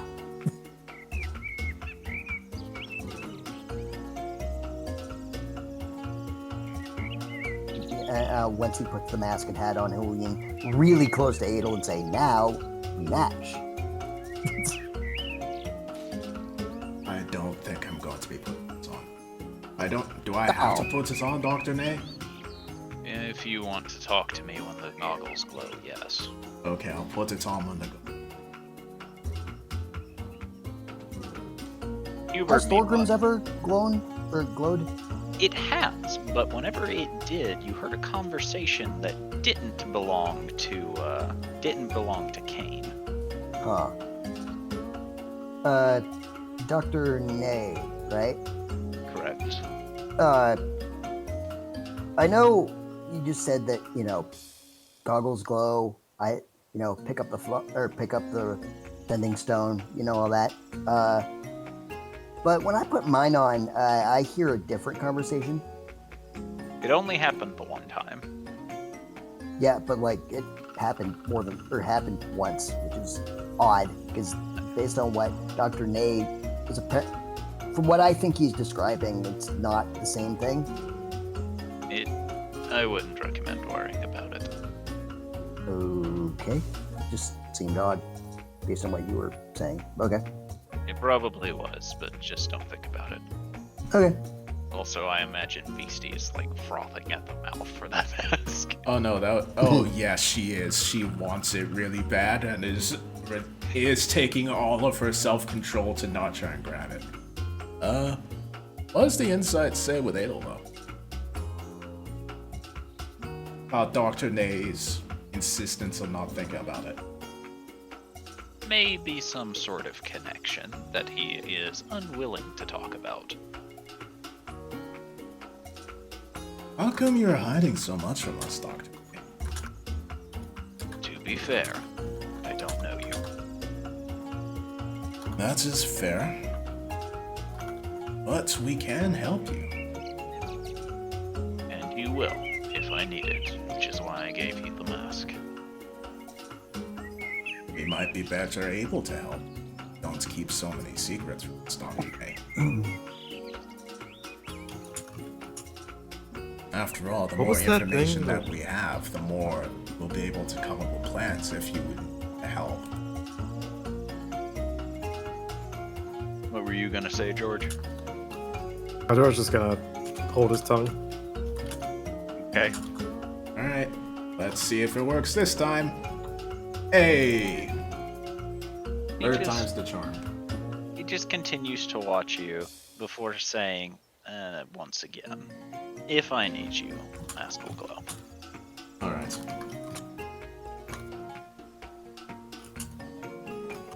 If that is all, I will be on my way.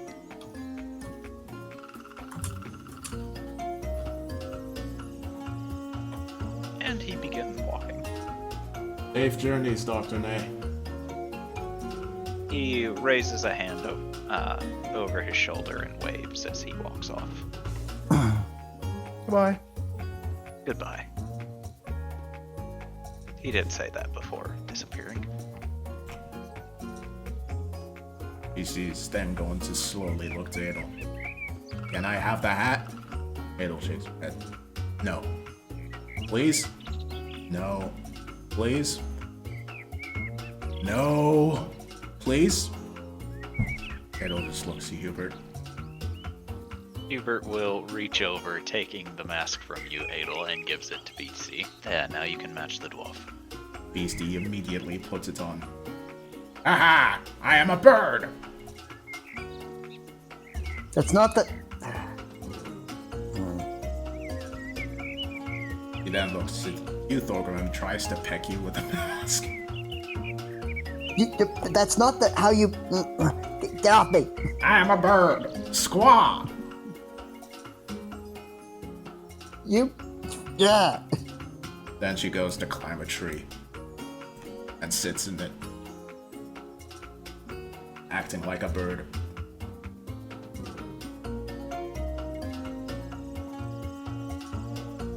Elle just stares up at her and then shakes her head. How on earth is that person a mother?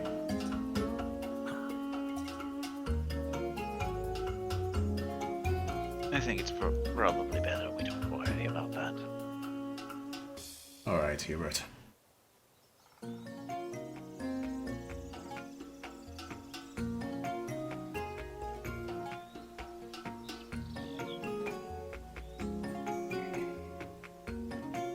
Hubert, please help me keep this away from her. No.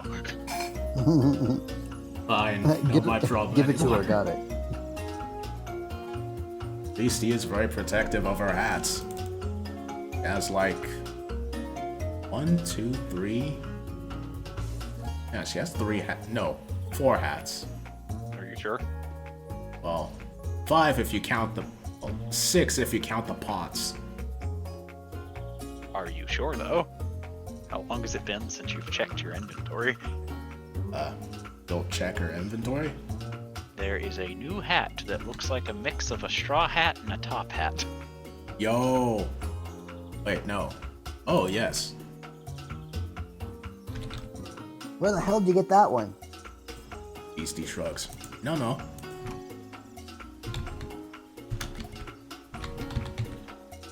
There is also one that is a mixture of a top hat and the mayor's hat that you got. Yeah, the mayor fedora hat. Yes, there's a mixture of a fedora and a top hat. She'll pull these out and we'll think for a bit, and then we'll like put her head in the bag and see if there's anything that might be causing these amalgamation hats to be spawning. The only thing within that bag of hats is your hat. She'll pull out the hat. Which hat? There are many hats. She'll start pulling them out one by one. Alright. So you pull out a bunch of hats. Yep, she lines them up on the branch and then like just sits there pondering them. She ponders the hat. Yes, she ponders the hat. Roll an intelligence check. Alright, Beastie. Are you gonna do it? Could it be worse, actually? Hat go burr. These are definitely hats. You wear them on your head. You know, it's... These hats are made out of hats, she says while picking up an amalgamation hat.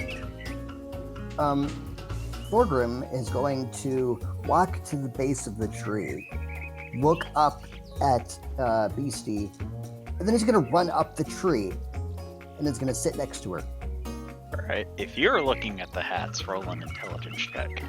Yay! Thorgrim's favorite thing. Go power of 0.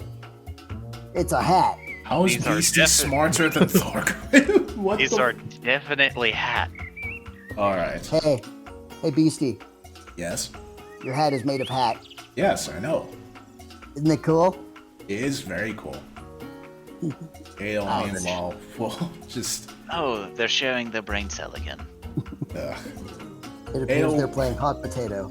It will burst with dark ether for a moment as her black wings spawn, and she is going to fly up and take a look at the hats as well. Roll an intelligence check. Alright, Adel. Come on, natural What the fuck?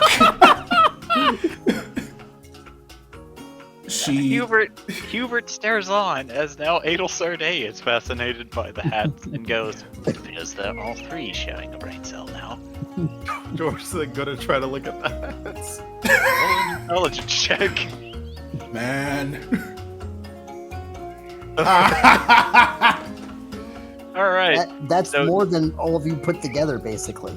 So George, as you look at the hats, the common denominator is any of the amalgamation hats are a mix of a top hat and all of Beastie's other hats. And she does have what appears to be a plain Jane top hat. Whenever you guys are done with the hats, I think I found the culprit. Adel will look down at you. What is it? The top hat.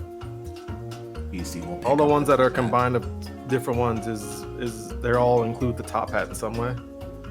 Oh. She starts looking the top hat over.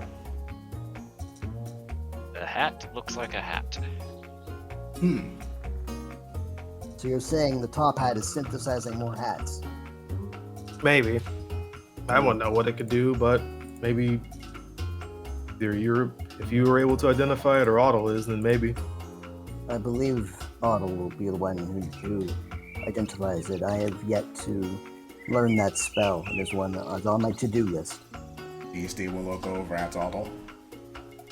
Otto's currently still tinkering, and he doesn't know if Hoppy is still having an attitude or not. Shall I go fetch him? Beastie will shake. No. Mag wants to be alone. And she'll start putting all of her hats back in her bag. Me show him hat later. Very well. She will, though, look to the top hat.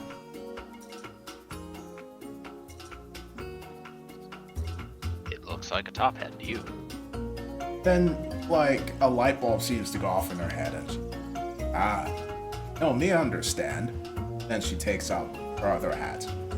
This is a woman. And she points to the top hat. This is a man. Only man hats I have. No wonder. Me have to keep you away from the woman hats.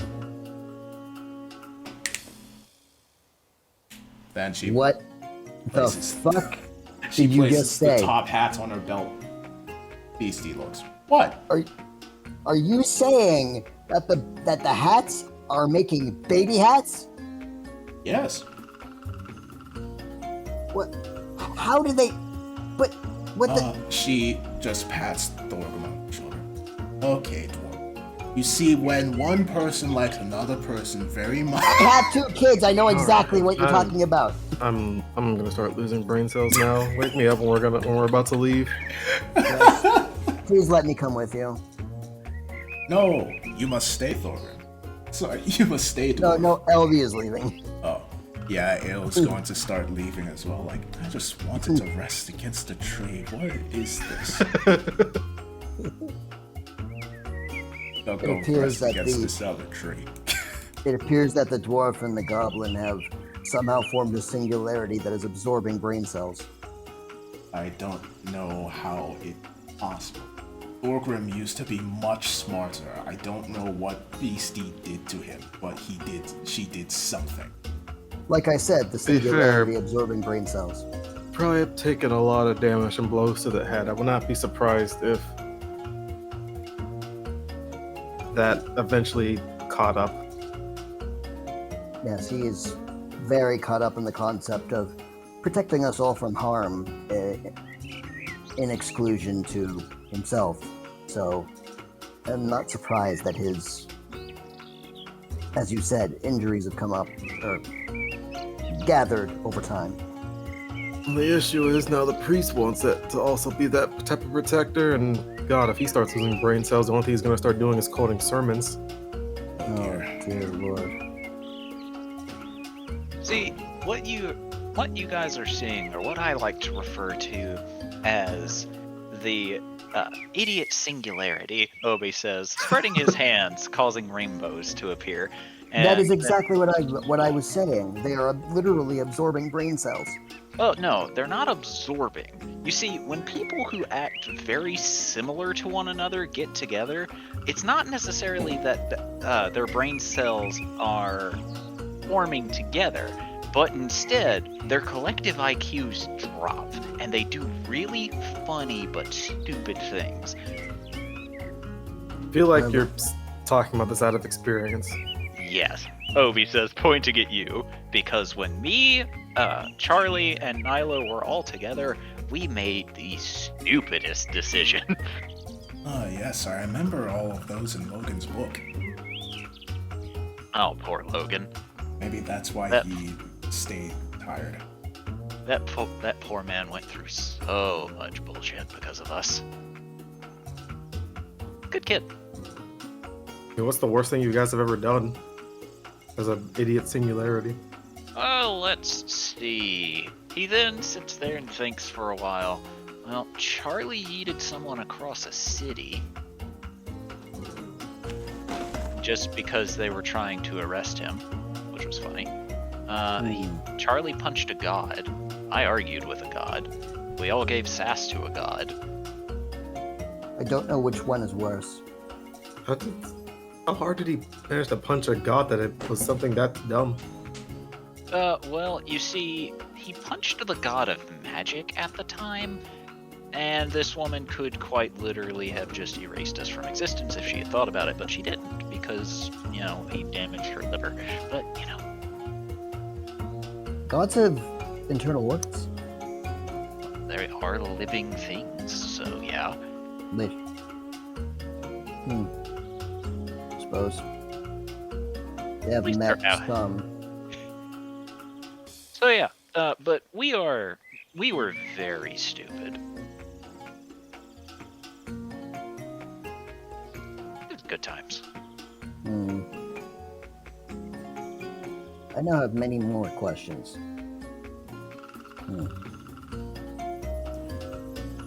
Well, suddenly challenging a king in the middle of his kingdom doesn't feel so bad. Though, I did backtalk a god and I almost got choked like a chicken because of it. Oh, following in your old man's footsteps. I do not share your inconsequent words. Death, unlike you, death for me has consequences. So that doesn't change the fact that you're following in my footsteps. It makes it a worry. I did also backtalk someone else in an attempt to manipulate him, and he did snap my neck. Lots of people tend to go for my neck. Well, yeah, but without your neck, you die. Yes, but I'm the only person whose neck they have been going for. They didn't go for anyone else's neck. Not true. Thorgrim got his neck snapped when he died. Alright, Thorgrim yells from the tree. Yep, can confirm. How did you know that? I read his mind. Oh.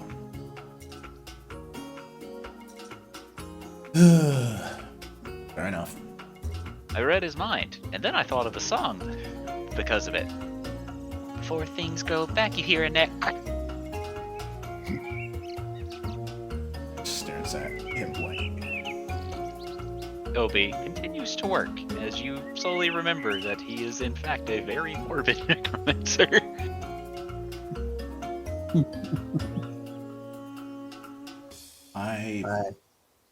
Usually when I think of Thorgrim, I think of a different song. It is something along the lines of, I can only count to 4. Thorgrim knows how to count.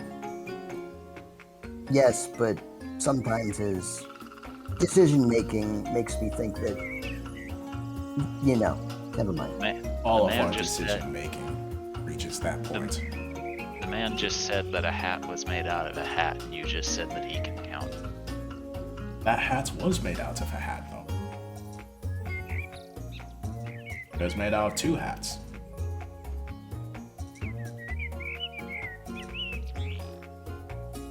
And she just looks up at Hubert. Hubert will look back at you. He points up over. Wait, no, she put them away. I'll show you next. Very well.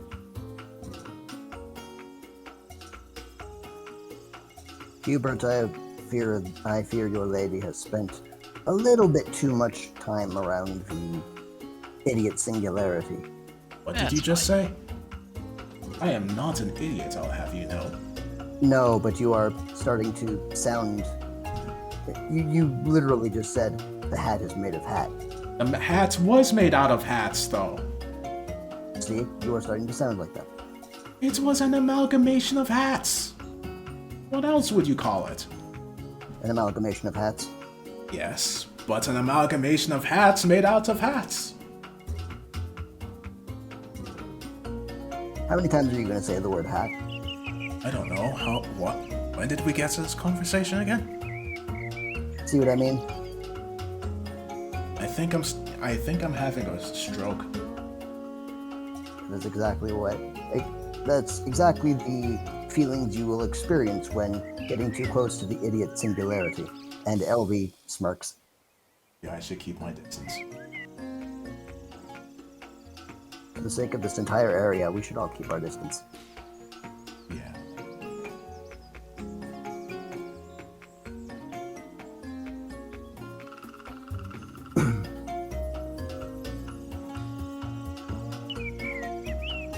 So anyway, the hat was made of hat. So what happens if the hat that's made of hat is also made of hat? Does that mean that the hat is made of hat and hat?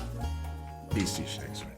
No. If the hat's made of hats is a man, then meets another hat that's a woman, then you get a hat that's a hat that's a hat. Oh. I imagine their conversation eventually devolves into hat.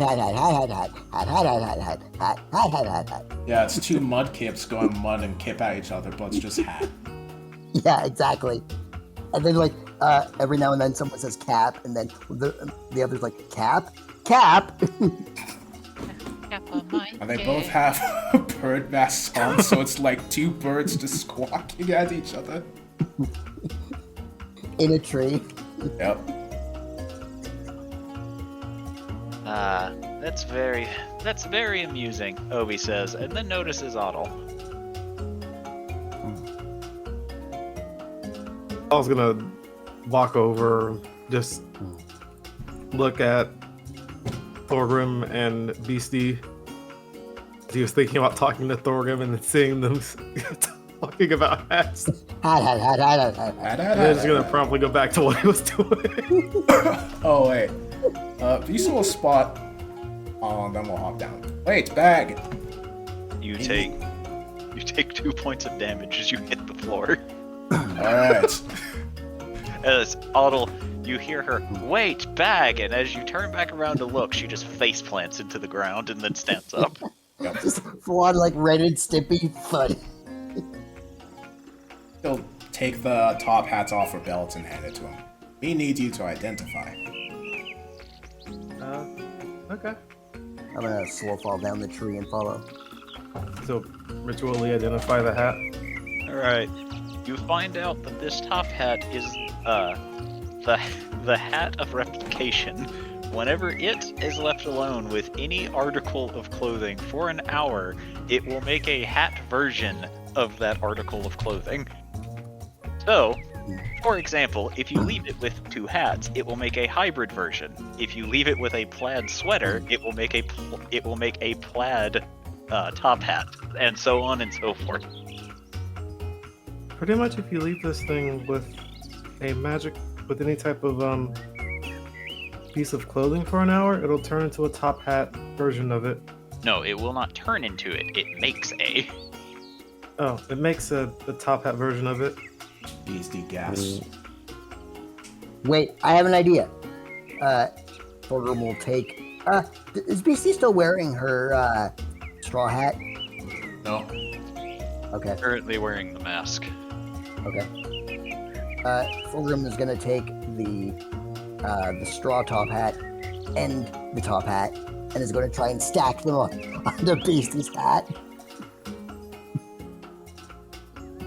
She wears all of the hats.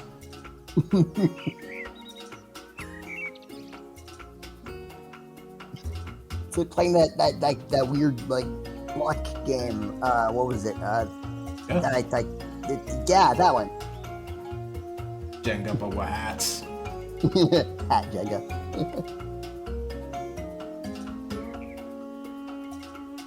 Otto will watch this and will then just roll his eyes and go back to doing what he was doing. Bag. Huh? You okay? Yeah, I'm fine. He's lying. I have to roll Or he's insight. trying to lie. I have to roll insight for BC to realize, or? I mean, yeah. If All he's actively trying to lie. God damn. Meets it beats it, though. Meets Wow. it beats it. Meets it does beats it in this instance, but Thorgrim doesn't know shit. It's really hilarious that even if I rolled an at 1, I still rolled more than both, or as many as both of them. That's hilarious. Beastie So will. I imagine Thorgrim like he holds up his finger to say something, immediately forgets and goes, okay. Beastie will watch him before taking her hats off, and will just put them in her bag before patting him on the shoulder. What's wrong? Huh? Nothing. You lie. Me know.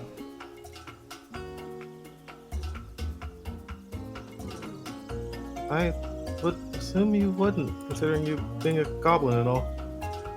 Beasties. Yeah, I'm a goblin. And then she taps her temple. But me, I'm smart goblin. You both were just talking to each other about. We're literally just saying hat to each other multiple times. Yes. And now a goblin that was saying hat is saying you lying. And she peers in closer. Why? You have been very weird ever since we fight King. I'm just, trying to figure out how to get Hoppy to talk, so I've kind of just been focused on that at the moment. She narrows. So, why you ask all those things about death? Curiosity?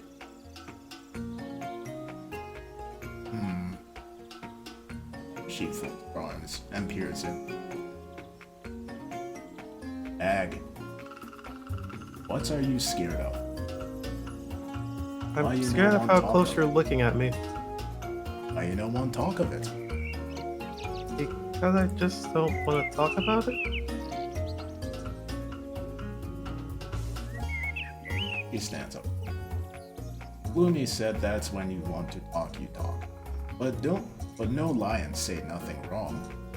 She rests her hand on her chest. Me, I'm your friend. It hurts when my friend lied to me. If you think Mino can help, he shrugged. Mino can help, but no lie to me. Me care for you. Just because me goblin and me not as smart as you, me know when you, or me can guess when you're not okay, and me want you to be okay. If me know can help you, just let me know how me can help. Okay. He smiled. Good.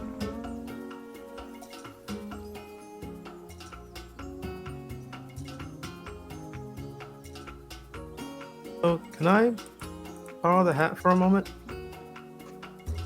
This hat, and she takes out the top hat. Yeah, I want to try to test something. He'll hand it over. Thank you. And then he'll walk back over. And you'll then, from what they're saying, the top hat doesn't really change the item that it's on, right? It just makes a new version of it? So the way it works is essentially you take the top hat, article of clothing, and after an hour of not being observed and left alone, it will make a third article of clothing that is a amalgamation of the top hat and the article of clothing. Okay, so if that's the case, Otto will take out his bag of holding. He will then take. I need to figure out what it's gonna be because I want to see how this is gonna work out. It might not work out, but actually, I'm gonna put it in the bag. I'm just gonna put it in his bag. Actually.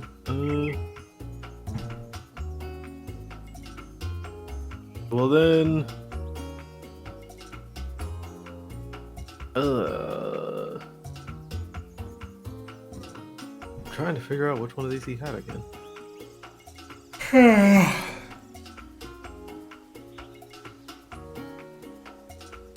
He'll then take off his half plate armor. That was +1. Not that, actually, the +1 longsword, actually. To be clothing, not armor. Yeah. Shit. But for shiggles, you can see what happens if you do this. You gon' get that, what's his name? Kung Lao hat. A hat with a sword brim. Pretty much, he's gonna take the top hat and then the longsword +1. And he's going to... The longsword? The sword that is very clearly not clothing. Oh. I thought shit. you said I thought you were talking about the longsword. longsword. We'll deal with the armor then instead then. Yeah, you can try it with the armor. We'll see what happens with that. Yeah, he's gonna take the half plate armor and the hat and put it into his bag and leave the bag there. Oh my. Gonna put on his studded leather armor and then we'll just move over a little bit and we'll just go back to doing what he was doing with the bag there. Okay.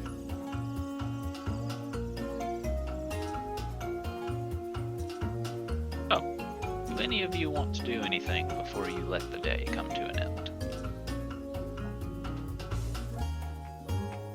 Nope. George, I guess during his time, will try to remember the conversation he had with his mom. I just don't want to wait on that. Well, since the rest of the group wasn't there for that will be something that you and I will probably need to do privately. Okay.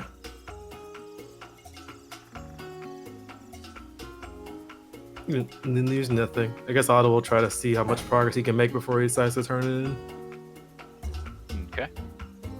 Like I said, you're making good progress, but you only get 1 roll per day. Okay.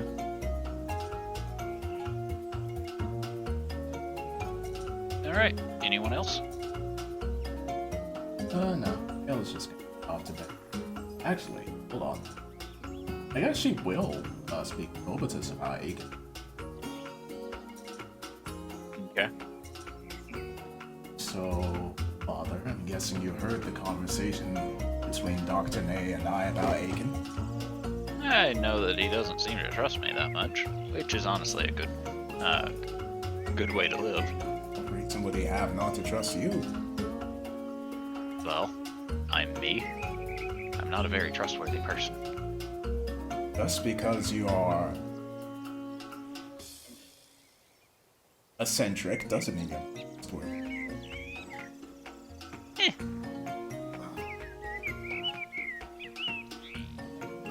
Trust you.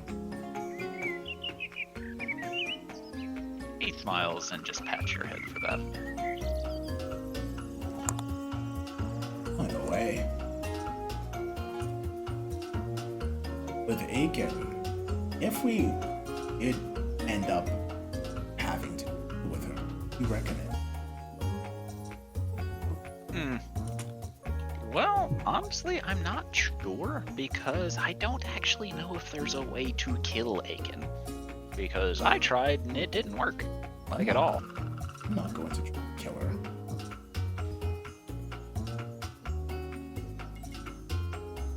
What do you mean? Like with most of my problems, I try and solve it without killing it. Can. Oh, yeah, I have no idea. Aiken was a little bit on the batshit insane side. Oh. So she's unpredictable. Kinda. She is able to copy actions that you do towards her somehow. Like, able to go blow for blow with Charlie anytime he tried to punch her. A lot. What, so like some sort of mimicry technique? I guess. I'm not entirely sure how it worked, mostly because I only ever saw it happen 3 times, but all 3 times Charlie seemed to forget she was able to do that. The first time it was surprising, the second time it was funny, the third time I just wonder if Charlie learned his lesson, and I'm gonna guess no.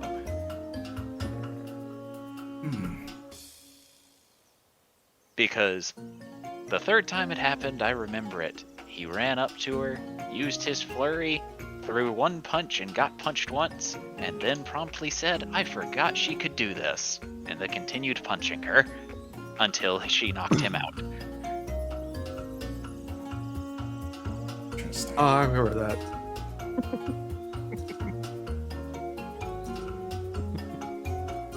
That guess so. entire time, I just imagined Jay was sitting there like, I don't remember that until he knocked her out. Oh, I do remember that. I guess if we do end up coming into a fight, I can't use my main spell against her in that instance. That's upsetting, but that's fine. Yeah, she never used magic as long as I messed with her, but I also don't know how she was able to copy abilities, so he just shrugs to this. It is just skill. I know about some people that are able to copy abilities after only seeing them once. I didn't think it was true. Maybe she is an instance of that. See? Holy shit, she has a Sharingan. You never saw her without the mask. That's why she always wears the mask to protect the Sharingan.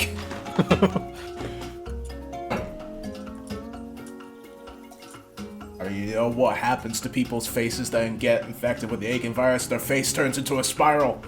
It's not even the Sharingan, it's the other thing that with the pink eyes that I'm not remembering. Byakugan. Yeah, that. No, not the Byakugan. Yeah, the Renegon. Ah, Naruto's stupid. Yeah, it is. Remember when it was about ninjas and it ended with goddamn sages and wizards and shit?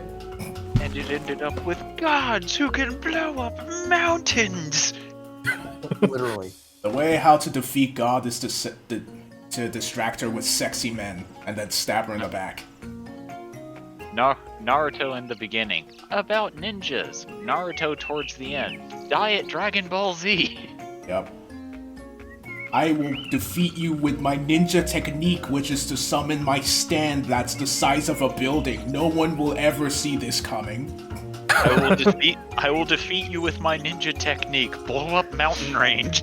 I am a ninja, a stealthy warrior, and I will nuke your entire village. I am a ninja stealthy warrior. I learned how to make ball of chakra and bigger ball of chakra and ball of chakra with pointy bits. While summoning 200 fucking clones. I am a ninja, a stealthy warrior, one of the greatest ninjas ever known, and I will call down a meteor from the sky twice! You guys are just making me want to make a fucking Echo Fighter and name him Naruto as my next character. Good Fuck. God, no. Believe it! Gods, I hate that show so much. You don't hate it. You hate what it became. I do hate what it became, yes. Secret Art Shadow Clone Jutsu as just one clone and can only do one thing. It can own one clone and can do one thing, and it's smack. But, anyway. Alright. Obi just shrugs and's like, yeah, I never really got a full grasp of her capabilities, and I tried to kill her, and I failed, and I don't really know how to kill her how I failed, because I used something that was quite literally her direct counter, and it didn't work. Strange. What is her direct counter? A vaccine. That's not a direct counter. It is. No, a counter to a virus is a cure. A vaccine just prevents it. And there's no such thing as a cure for a virus. And that he says this, Obi just kind of stares blankly on it. Huh. Oh well. And his own realization. Like, just 30 years later, he's like, huh, wait a minute. No wonder it didn't fucking work. It all smells. Well, now I have an idea I can try. Good luck with that. Thank you, Father. I have a feeling Sorry, what? What do you mean? What'd you just say to me? Thank you, Father. I have a feeling I will need it. Sorry, say that again? Thank you, Father. That second word, I don't understand it. You? I don't quite understand the message you're saying. Well, I'm sure you'll figure it out sometime, Father. Sorry, what? It's like you're speaking a different language. I am speaking another language. It says in Orcish.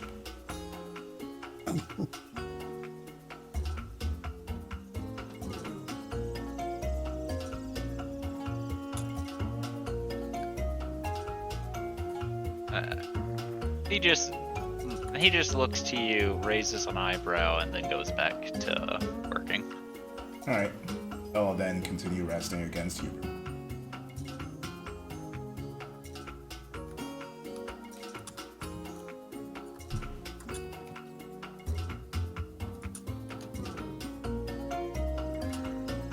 So if that's all you're doing for the evening, do you guys intend on going into a house at any point? Yeah, it'll ask if any hags are willing to let her and Hubert stay the night. They will let you stay in one of their houses. Right. Very well. Yes, Matt? Oh, no, I was just going to offer an alternative if, if they weren't the super nice hags. That is true. Elvie does have the magnificent mansion that you guys have not gone into, so you don't even know what her decorum is. Sorry, she has a what now? She has a magnificent mansion. I have learned the spell Magnificent Also, Mansion. I just had a thought. Didn't we leave those 2 random people from the city in there? You sure did. And then when the spell's duration ran out, they were ejected back into the inn. Indeed. They're probably fine. It was an hour duration. There is something that Adel wants. Well, if Adel heard, she would want to hear, but I don't think she was around. Because Obiter said the king was apprehended. Apprehended by who? Definitely apprehended. Exactly. So, if Adel were there, she would ask, but she wasn't, so she ain't got no clue. Also, technically, Magnificent Mansion's duration is like 8 hours, not 1. I hate that you mention that now, because now it's just going to be like... George's eyes are going to snap open as he's like sitting against a tree. He's going to look at Obi. Wait a minute. Yo. You said the king was apprehended. Correct. What do you mean by apprehended? The rebels took him. Adel looks. What? Oh, Rebels? actually, Matt, It's 24 duration hours. is 24 hours. Yep. We were So both they were wrong. released the next day. They are probably fine. No one would even remember what happened after 24 hours. Oh, yeah, he was apprehended by the rebels. They were rebels? There were apparently rebels, yes. Adel just rubs her face. Guess that was a good thing then. Yes, so? Well, actually, we don't know what the rebels want, so... I hope that... According to the one that I spoke to, they wanted to get the king out of his place of power and revert all of the people who returned into gold statues back to normal.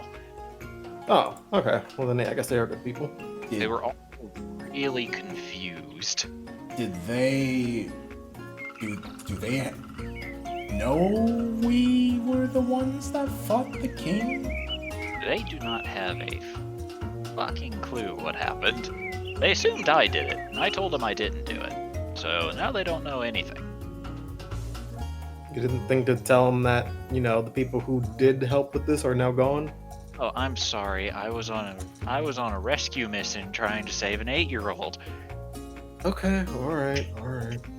Goes well then lift his arms up and going back against the leaning against the tree. Maybe at some point we should go back there and see how that kingdom is doing. Adel nods. Yeah, let's go back tomorrow. Maybe not tomorrow. Why not tomorrow?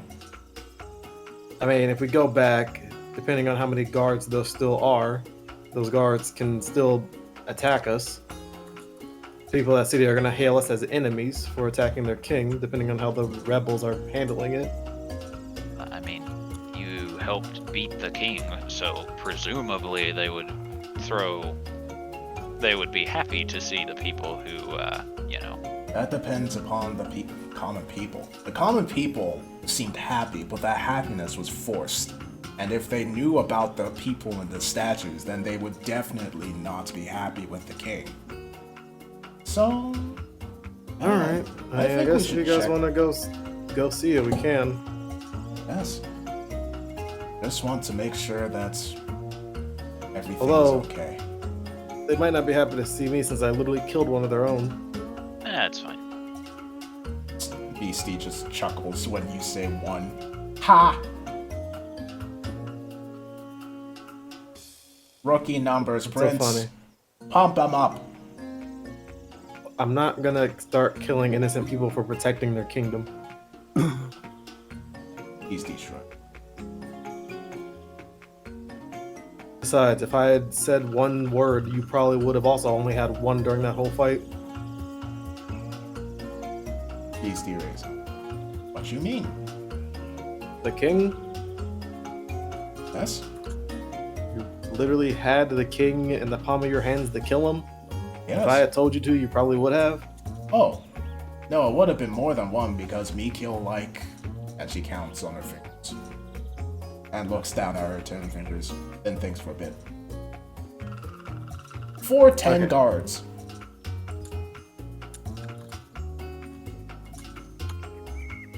Okay. We can stop talking about how we killed guards in the kingdom now.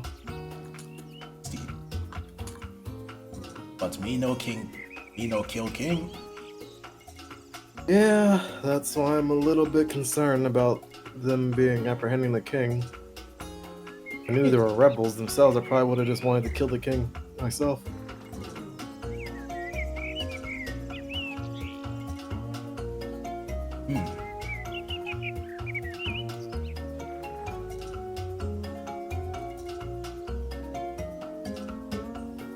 But I guess we'll see where things are tomorrow then. Yeah. I just feel awkward at that place. I would like some closure.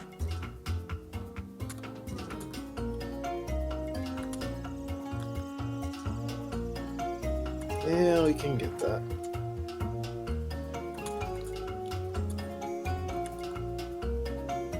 So, if you all are going to use LV's magnificent mansion, LV, what does it look like in there? Oh boy, I've been thinking a lot about this. It is it's a mansion for starters. It has a rather large opening area as you enter the door, and there are 2 stairs in the common area of the main landing that go up on the left and right side, and there are 2 hallways that lead to several rooms on either side of said hallways.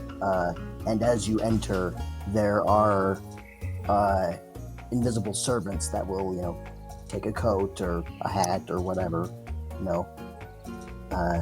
basically just doormen, basically. And there are paintings on the walls that are a burgundy or maroon colorish, and as the stairs go up, they're on the far wall of the as you go up the stairs, on the far wall, there is a very, very large gold framed picture of Zardak.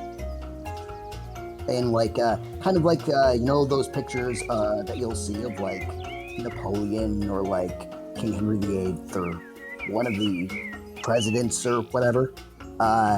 Very, official, very, important looking.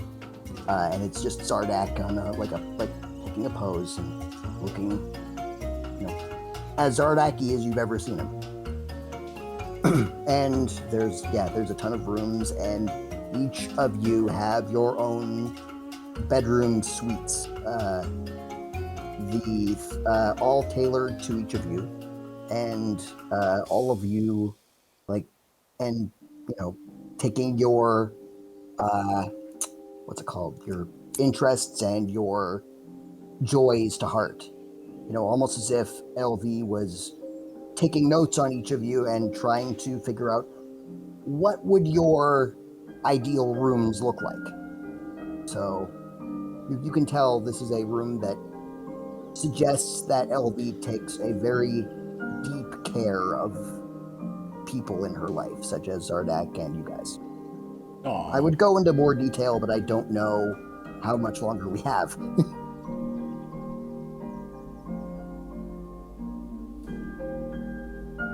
That's cute. Yeah.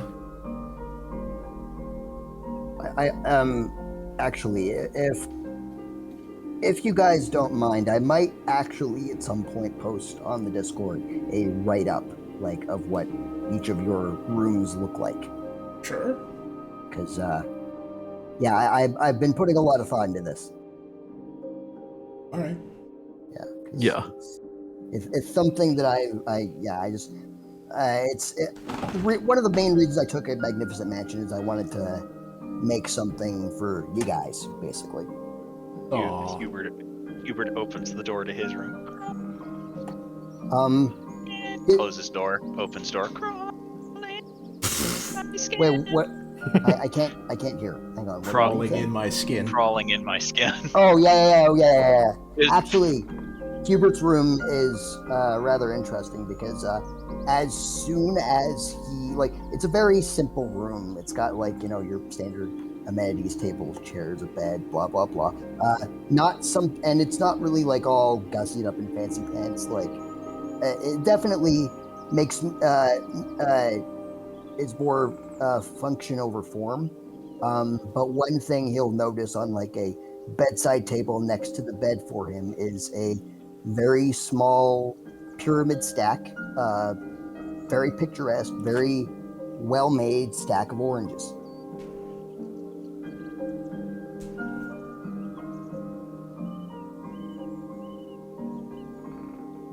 Well, you probably doomed Adel to not being able to convince Hubert to go to her room. Bruh. It's okay. He'll just take the oranges with him. I mean, you totally can. At least I think you can. Yeah. I don't think they're glued to the table or anything.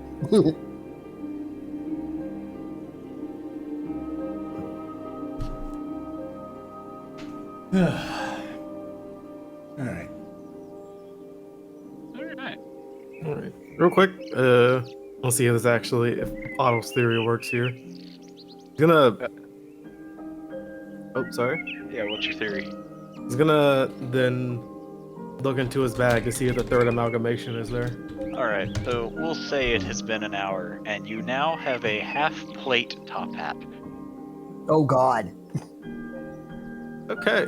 So now comes the fun part of Otto trying to see if this works. He's going to try to cast detect magic and look at the half-plate hat. The half-plate hat is not magical. Damn. It also doesn't provide any type of benefit if you wear it. But it's a half-plate hat. It's a top hat. It goes on your head. So do helmets. It doesn't go over your head. It goes on your head. Okay, what about those fuck, it's 4 o'clock in the morning. I can't. I mean, no, it's fine. Honestly, Otto's theory was if this thing creates a third article of clothing, then can it imitate magical articles of clothing, pretty much? Create like a copy of it into a hat. You know what? Just for you, yes, it is a +1 half-plate top hat. Dope. It also the top hat itself weighs 15 pounds. Because it's made of half plate. Hey, I don't get, Okay, if you give me that, then I was then gonna take that cloak and try to turn it into a hat. Which cloak? Cloak of protection that Adel got from the king. Oh hell no! You know you're messing with that. Who knows what the hell will happen? Hey, listen, articles of clothing being turned into magical hats, easy. Oh hell no! She don't want to cause like some sort of nuke or something going off inside that bag. Listen, it's just Otto's bag. There's nothing dangerous in there. Who's the one that carries Otto's bag though?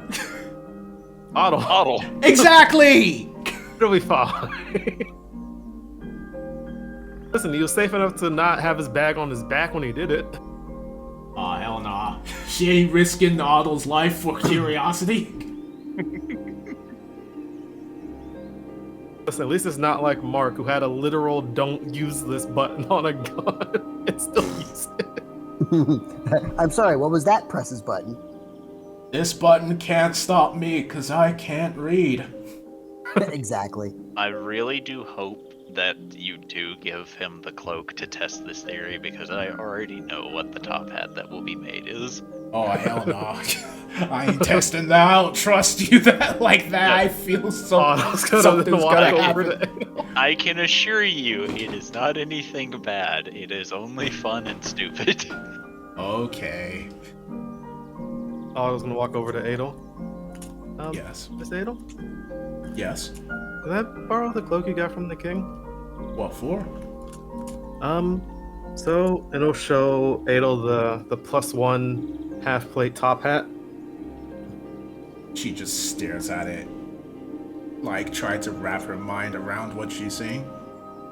So pretty much I took the magical half-plate armor that Hubert gave me and put it with the top hat, and it created this. So now I kind of want to test and see if if magical articles of clothing can be, duplicated in a way by the hat. And we'll take off the robe and we'll reluctantly hand it over. Just be careful. I will. Alright. So the next morning, your experimentation reveals a top hat, which looks pretty bland, except on the very top of it, it looks like there's a coin slot. What? You have created a coin-operated top hat of protection. Fuck yes. Oh my god. A So it works like the cloak, but it has a coin slot after all? No, you slide a coin in, and it gives you a +2 to your AC. Hey. What? Is it like how they work, like the coins work for shopping carts, where you just stick it in and then you take it out when you're done using it? Oh, you don't get to take it out. It is consumed. Alright. Does Otto have an idea of how long it'll last if they put a coin in? As this thought comes to mind, you hear from the top hat. Please insert 1 coin to continue. Please deposit 5 coins. Otto will then insert 1 gold coin and see how long it lasts until it asks it again. Alright. You insert 1 coin, and you wait about 5 seconds before it goes, please insert 1 coin to continue. Oh, hell no. 1 coin, 5 seconds? That's 30 coins Hold on. I mean, that's 30 coins for a minute of +2 AC. Yeah, 30 coin. Wait, no. 5 seconds, that's. Fuck, it is too late for me to be doing math. Ugh. Otto will then insert a copper piece and see how long it lasts. You insert the copper piece. Please insert 1 coin to continue. Otto will then insert 2 gold coins. This one lasts a little bit longer, about 30 seconds, before eventually, please insert 1 coin to continue. Huh. So it does appear to last longer the more you give it.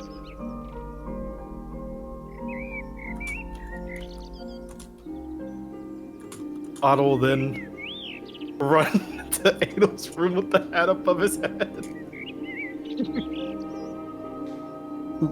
Knock frantically on the door. Elle will open the door. Hubert will open the door for you, Otto. Otto holding the hat over his head and just like, we can replicate magical articles of clothing. Please insert 1 coin to continue. It'll just Your looks to the hat. Your hat is talking. Oh, right. So if I put a coin or a gold coin into the hat, it'll help bolster your defenses for a certain amount of time. Huh. Oh.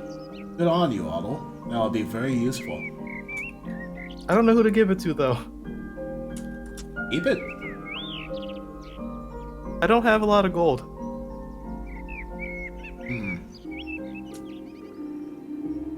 I guess we could sell it.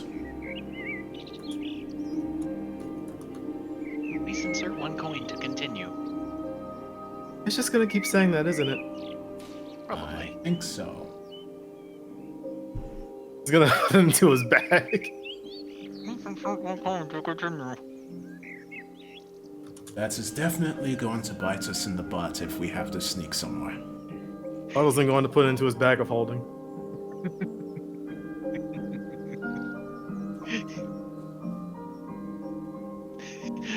Alright, I need you all to roll stealth checks.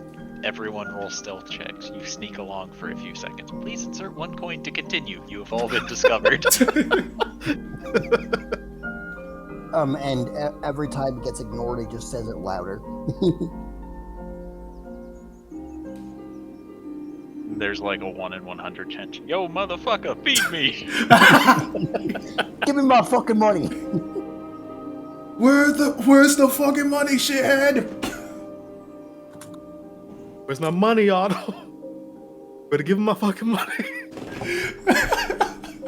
Starts calling like, fuck, I cannot think.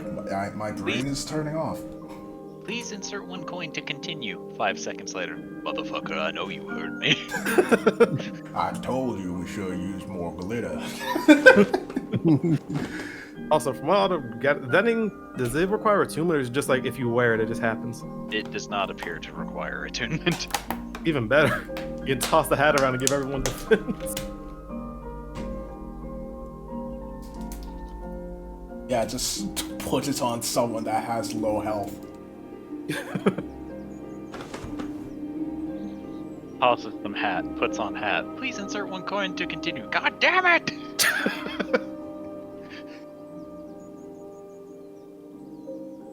We've now unlocked the spirit of experimentation in Otto now from this. Oh yeah, Ayla's gonna ask for blood from Otto and George. Otto will give him blood and hand back the cloak. George is gonna be hesitant, but still give blood. Okay, so Oddle's blood elemental is the same coloration as Oddle and very distinctly has 2 large bunny ears. Bruh, that's adorable. It is also much smaller than all of the other blood elementals. Even Beastie? Yes. Damn. Yeah, Otto's smaller than Beastie, I think. Huh. George's will have a grayish hue to it, and where its eyes would be, one is pitch black and one is bright white. Oh. Interesting. But into the bag they go. Hey, thanks for watching the video until the end. If you want to see more of my stuff, click on either the vids on screen or check out my YouTube channel. Feel free to like, comment, subscribe, and check the description for more places to follow me. I hope you enjoy the rest of your day, and I'll be seeing you.